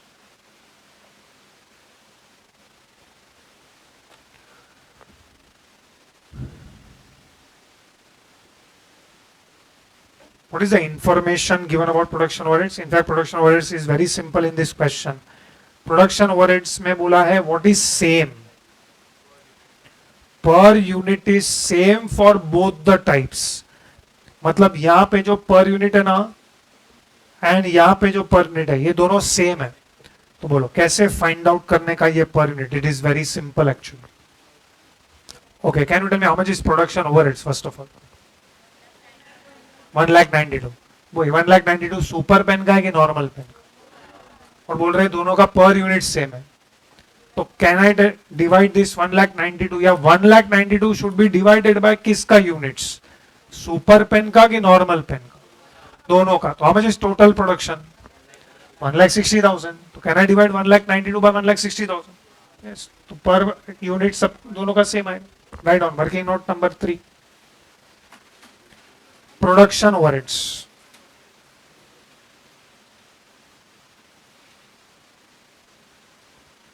Production overheads. Underline that. Next time write down. Cost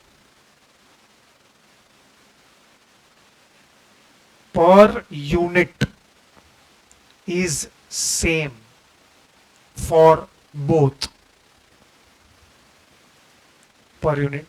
question में क्लियरली दिया है कि पर यूनिट दोनों का सेम. ओके, चलो इसका ना और एक वर्जन है. अभी मैं एक स्टेटमेंट पास करता हूं तो तुम बताओ प्रोडक्शन ओवरहेड्स कैसे फाइंड आउट करोगे. पहले इसका पर यूनिट फाइंड आउट कर लेते हैं. Write down. Next time equal to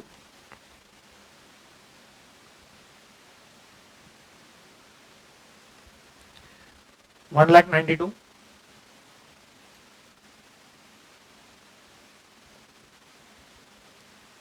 divided by 1,60,000 units.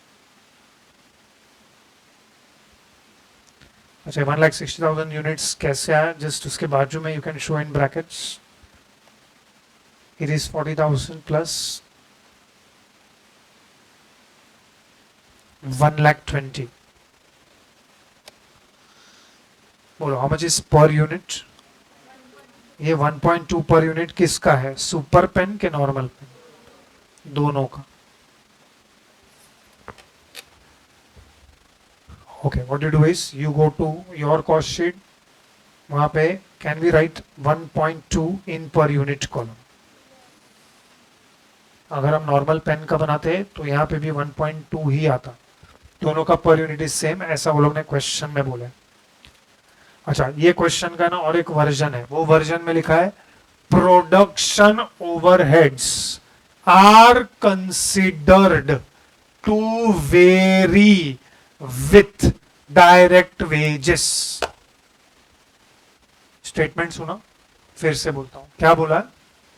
Production overheads are considered to vary with direct wages. तो ये सिचुएशन में क्या करोगे. स्टेटमेंट समझ में आया, सुना कि तीसरी बार बोलो, फिर से बोलो, नहीं तो बताओ. Production overheads are considered to vary with direct wages. ये सिचुएशन में प्रोडक्शन ओवरहेड्स को कैसे ब्रेक करोगे बिटवीन द टू प्रोडक्ट्स, अगर ऐसा दिया होता तो. Very simple answer, direct wages का जो रेशियो है वही प्रोडक्शन ओवरहेड्स का रेशियो हो जाएगा. डायरेक्ट वेजेस का क्या रेशियो है, ये क्वेश्चन है 5, वही प्रोडक्शन ओवरहेड्स का हो जाएगा. एनीवेज ये क्वेश्चन में तो हम लोग ने पर यूनिट सेम रखा है क्योंकि क्वेश्चन में क्लियरली बोला है पर यूनिट इज सेम. चलो राइट डाउन, मल्टीप्लाई करो इसको 1.2 को 40,000 से, you will get out.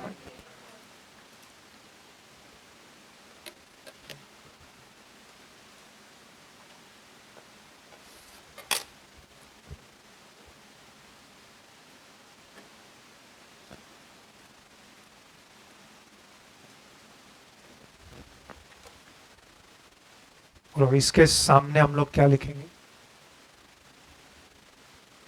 Prime cost plus production overheads, what we use to call it as gross.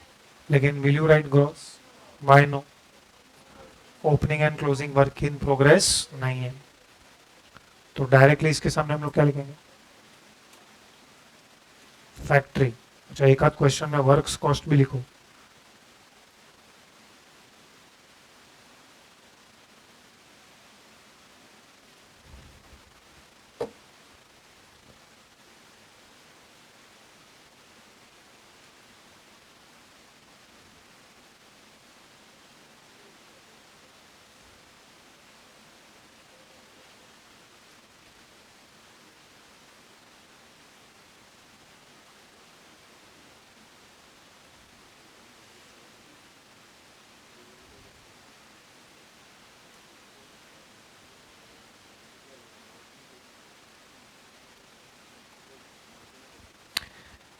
Okay now listen carefully, बोलो फैक्ट्री कॉस्ट के बाद नेक्स्ट याद है, फॉर्मेट याद करो.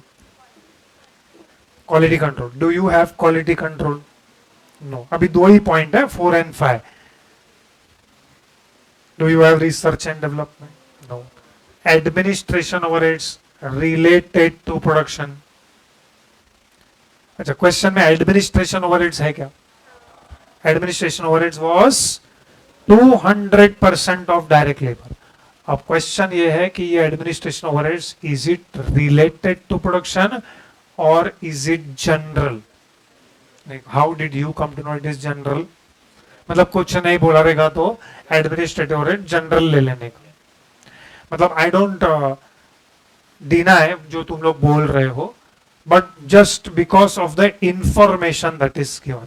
हालांकि this is not conclusive evidence, मतलब मैं जो बोल रहा हूं उसका कोई कंक्लूसिव एविडेंस नहीं है, बट मेरे हिसाब से इंस्टीट्यूट ने क्वेश्चन बनाने के टाइम कुछ तो गफला किया है, वो लोग को बताना चाहिए था, बट वो लोग ने लिखा है एडमिनिस्ट्रेशन ओवरहेड्स इज 200% ऑफ, मतलब वो लोग ने एडमिनिस्ट्रेशन ओवरहेड्स को किसके साथ रिलेट किया है, और वो डायरेक्ट लेबर कहां होता है, फैक्ट्री में। तो वो लॉजिक से एडमिनिस्ट्रेशन ओवरहेड्स को हम क्या अज्यूम कर रहे हैं, related to production. In fact institute के सजेस्टेड आंसर में भी वो लोग ने रिलेटेड टू क्या लिया है, प्रोडक्शन।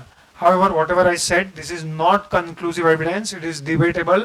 मतलब अगर इसको, मुझे नहीं लगता है कि अगर किसी ने इसको जनरल लिया रहेगा तो रॉन्ग देना चाहिए, but still because, just because एक ही रीजन की वजह से मैं इसको रिलेटेड टू प्रोडक्शन ले रहा हूं, बिकॉज ये लोग ने एडमिनिस्ट्रेशन ओवरहेड्स को किसके साथ कनेक्ट किया है, डायरेक्ट लेबर के साथ।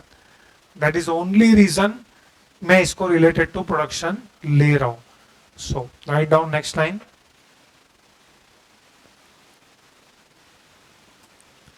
Administration overheads ब्रैकेट में लिखो related to production. And next line bracket में you should write the calculation. Always mention the calculation. Always mention also related to production. For या टू बी सेफ हम लोग note लिख देंगे कि भाई हम लोग ने एडमिनिस्ट्रेशन ओवरहेड्स अज्यूम किया है to be related to, reason नहीं देना असम्पशन का, because it is related to, ये सब अपने को ज्ञान नहीं देना है। हम लोग क्या करेंगे, हमारा नोट लिख देंगे, भाई हमको ऐसा लग रहा है कि ये रिलेटेड टू प्रोडक्शन है। बोलो how much is direct labour का अमाउंट, 1,60,000, तो वो कैलकुलेशन लिखो 1,60,000 इंटू 200%।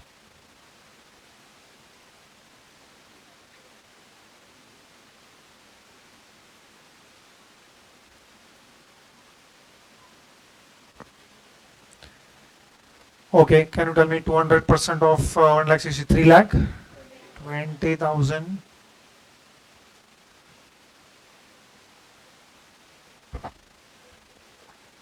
पर यूनिट कितना आएगा? Okay, do we have sale of scrap, primary packing? नहीं।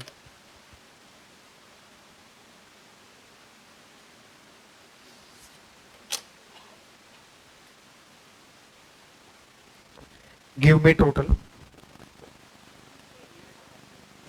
8,48,000, 21.2. What will you call this as? Foreman cost of production.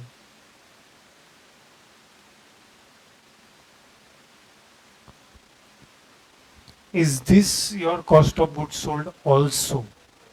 Yes. No. Do we have opening stock of finished goods? Do we have closing stock of finished goods? कैसे पता चला closing stock of finished goods है? Cell production लगे, तो यहाँ पे हम लोग इसको नीचे लेके आते थे, इफ यू रिमेंबर 40,000। चलो ओपनिंग स्टॉक तो नहीं है लेकिन क्लोजिंग स्टॉक है, तो बोलो क्लोजिंग स्टॉक को हम क्या करेंगे? सी मेरे हिसाब से अगर नॉर्मल पेन का तुमको प्रिपेयर करना ही है तो कॉस्ट ऑफ प्रोडक्शन तक तुम प्रिपेयर कर सकते हो, उसके आगे तुम्हारे पास क्लोजिंग स्टॉक नहीं है। इसके लिए मे बी वो लोग ने किसका कॉस्ट शीट नहीं पूछा है, नॉर्मल पेन। लेकिन यहाँ पे से फॉर एग्जांपल अगर तुमको प्रैक्टिस करना ही है तो यहाँ पे नॉर्मल पेन का सेल्स कुछ भी ले लो, कितना यूनिट्स जितना रखना है 1,15,000 रख के सॉल्व भी करके तुम लोग फाइंड आउट कर सकते हैं। लेकिन और एक जगह अटक जाओगे क्योंकि वो लोग ने सेलिंग कॉस्ट भी किसका दिया है, सुपर पेन का दिया है। So that is why normal pen के बारे में सफिशिएंट इंफॉर्मेशन नहीं है, तो हम लोग नॉर्मल पेन का कॉस्ट शीट बना भी नहीं सकते। लेकिन देयर आर सर्टेन थिंग्स या सर्टेन कॉस्ट जिसके लिए हमको नॉर्मल पेन का इंफॉर्मेशन लगेगा, लाइक डायरेक्ट मटेरियल्स को बाइफरकेट करने के लिए, डायरेक्ट वेजेस को बाइफरकेट करने के लिए, प्रोडक्शन ओवरहेड्स, बस ये तीनों के लिए। चलो next line you can write less closing stock of finish goods. अभी दोनों देखने की जरूरत नहीं है। Less closing stock of finish goods, बोलो। इस बार वो लोग ने closing stock of finish goods मतलब वो लोग ने डायरेक्टली नहीं दिया हुआ है, they have given a sales quantity, how much is sales quantity, how much is closing stock, 4000। चलो याद करके बताओ, क्लोजिंग स्टॉक के बारे में मैंने 2 पॉइंट बताया था, if nothing is given and never it will be given, we have to follow which method, FIFO.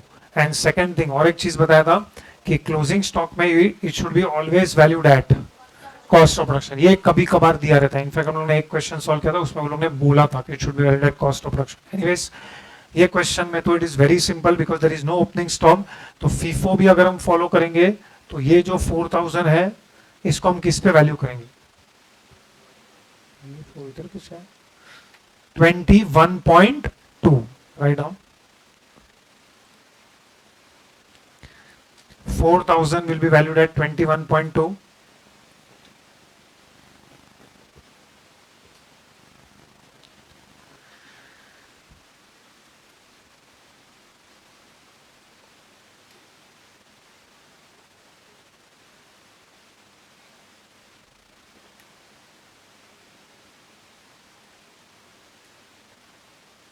चलो माइनस करो, पर यूनिट कॉलम में टोटलिंग लाइन नहीं आएगा, mathematically it is not correct to total per unit column.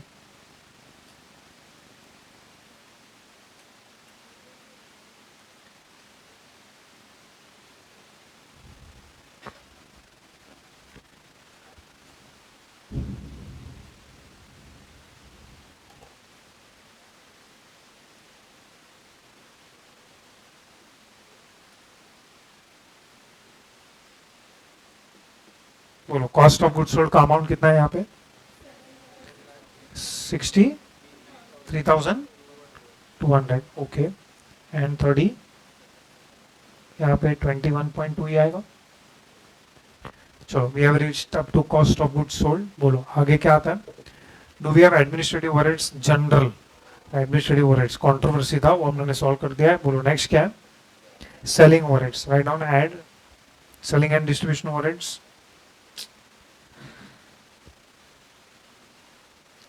add selling and distribution overheads, underline that, next line लिखो selling cost, what is given regarding selling cost, 1 rupee per pen, ठीक है, तो can we write 1 rupee in per unit column, yes, बोलो 1 rupee will be multiplied by how many units, why 36,000, ऐसा किधर लिखा है, पर 1 rupee पर super pen sold, of course this is which cost, selling cost, selling cost will be incurred on units which are sold, 36,000,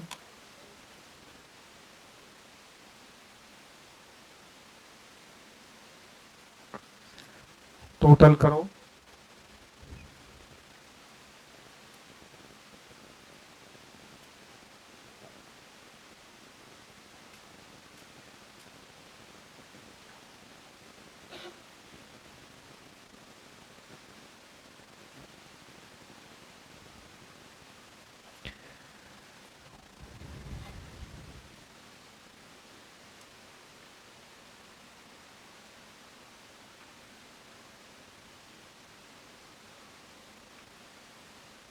well, how much is cost of sales,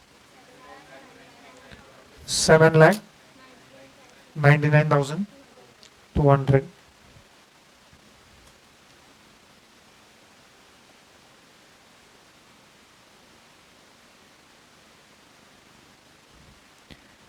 twenty 2.2 cost of sales, बोलो इसके आगे हम बढ़ सकते हैं, profit information is given कि sales का information is given, sales में भी टोटल इज गिवन कि per unit is given, how much is selling price per unit of super pen, 30,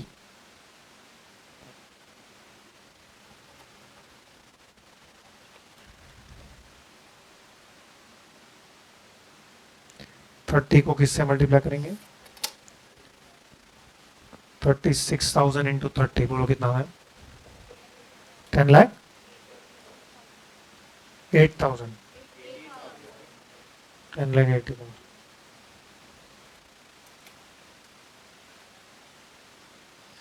Calculate profit.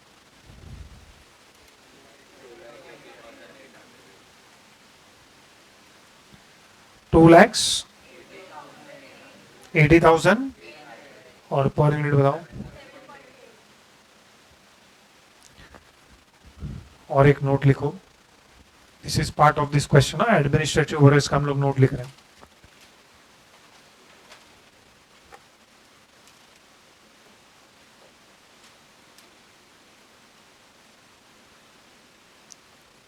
Note number क्या चल रहा है? Write down note number 4. Administrative overheads are assumed to be related to production.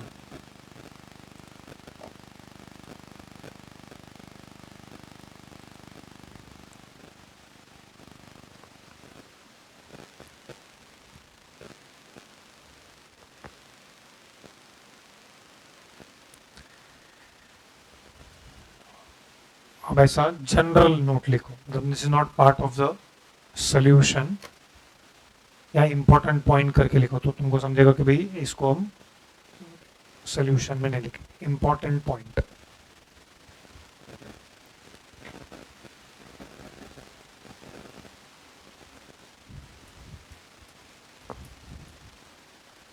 If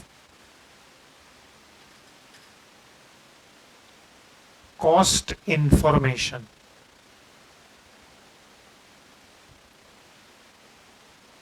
is not clear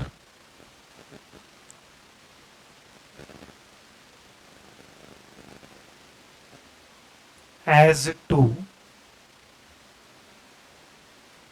whether it is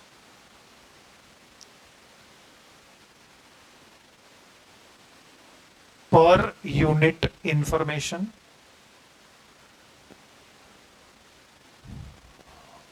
or total cost information,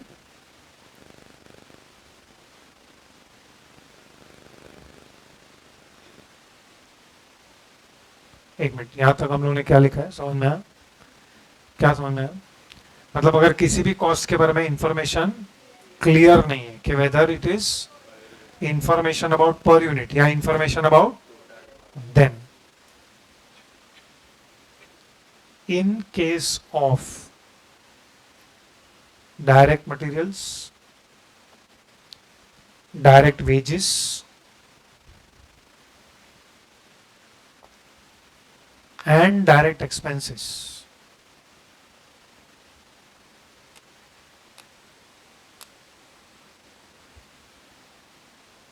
such cost information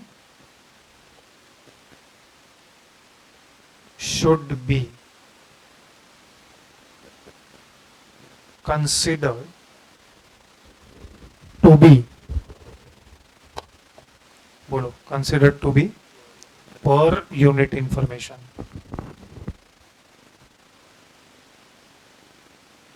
Since they are assumed to be, बोलो, since they are assumed to be what in behavior? Variable. किसी भी cost के बारे में अगर information clear नहीं है तो पहले आप उस कॉस्ट के किसको चेक करोगे? बिहेवियर को. और अगर वो कॉस्ट वेरिएबल है तो जो भी इंफॉर्मेशन दिया है वो पर यूनिट के बारे में है. अच्छा, बाकी कॉस्ट में ऐसा प्रॉब्लम नहीं आएगा क्योंकि बाकी कॉस्ट में वो लोग तुमको सामने से इंफॉर्मेशन, ये 3 कॉस्ट खास करके we have to be careful. Okay, so we have completed very important chapter cost sheet. You consider, मतलब मान के चलो ये चैप्टर में से एग्जाम में एक क्वेश्चन आएगा ही आएगा. It is seen from past experience कि एक फॉर्मल क्वेश्चन ये चैप्टर में से, मतलब लिटरली लोग बोलते हैं prepare cost sheet. It is very rare कि अगर कॉस्ट शीट मतलब अगर फुल फ्लेज क्वेश्चन नहीं आया तो एक केस स्टडी बेस्ड क्वेश्चन आएगा जिसमें 5 एमसीक्यू रहेंगे, जैसे डिस्कस द पेपर पैटर्न, उसमें से वो लोग पूछेंगे। ओके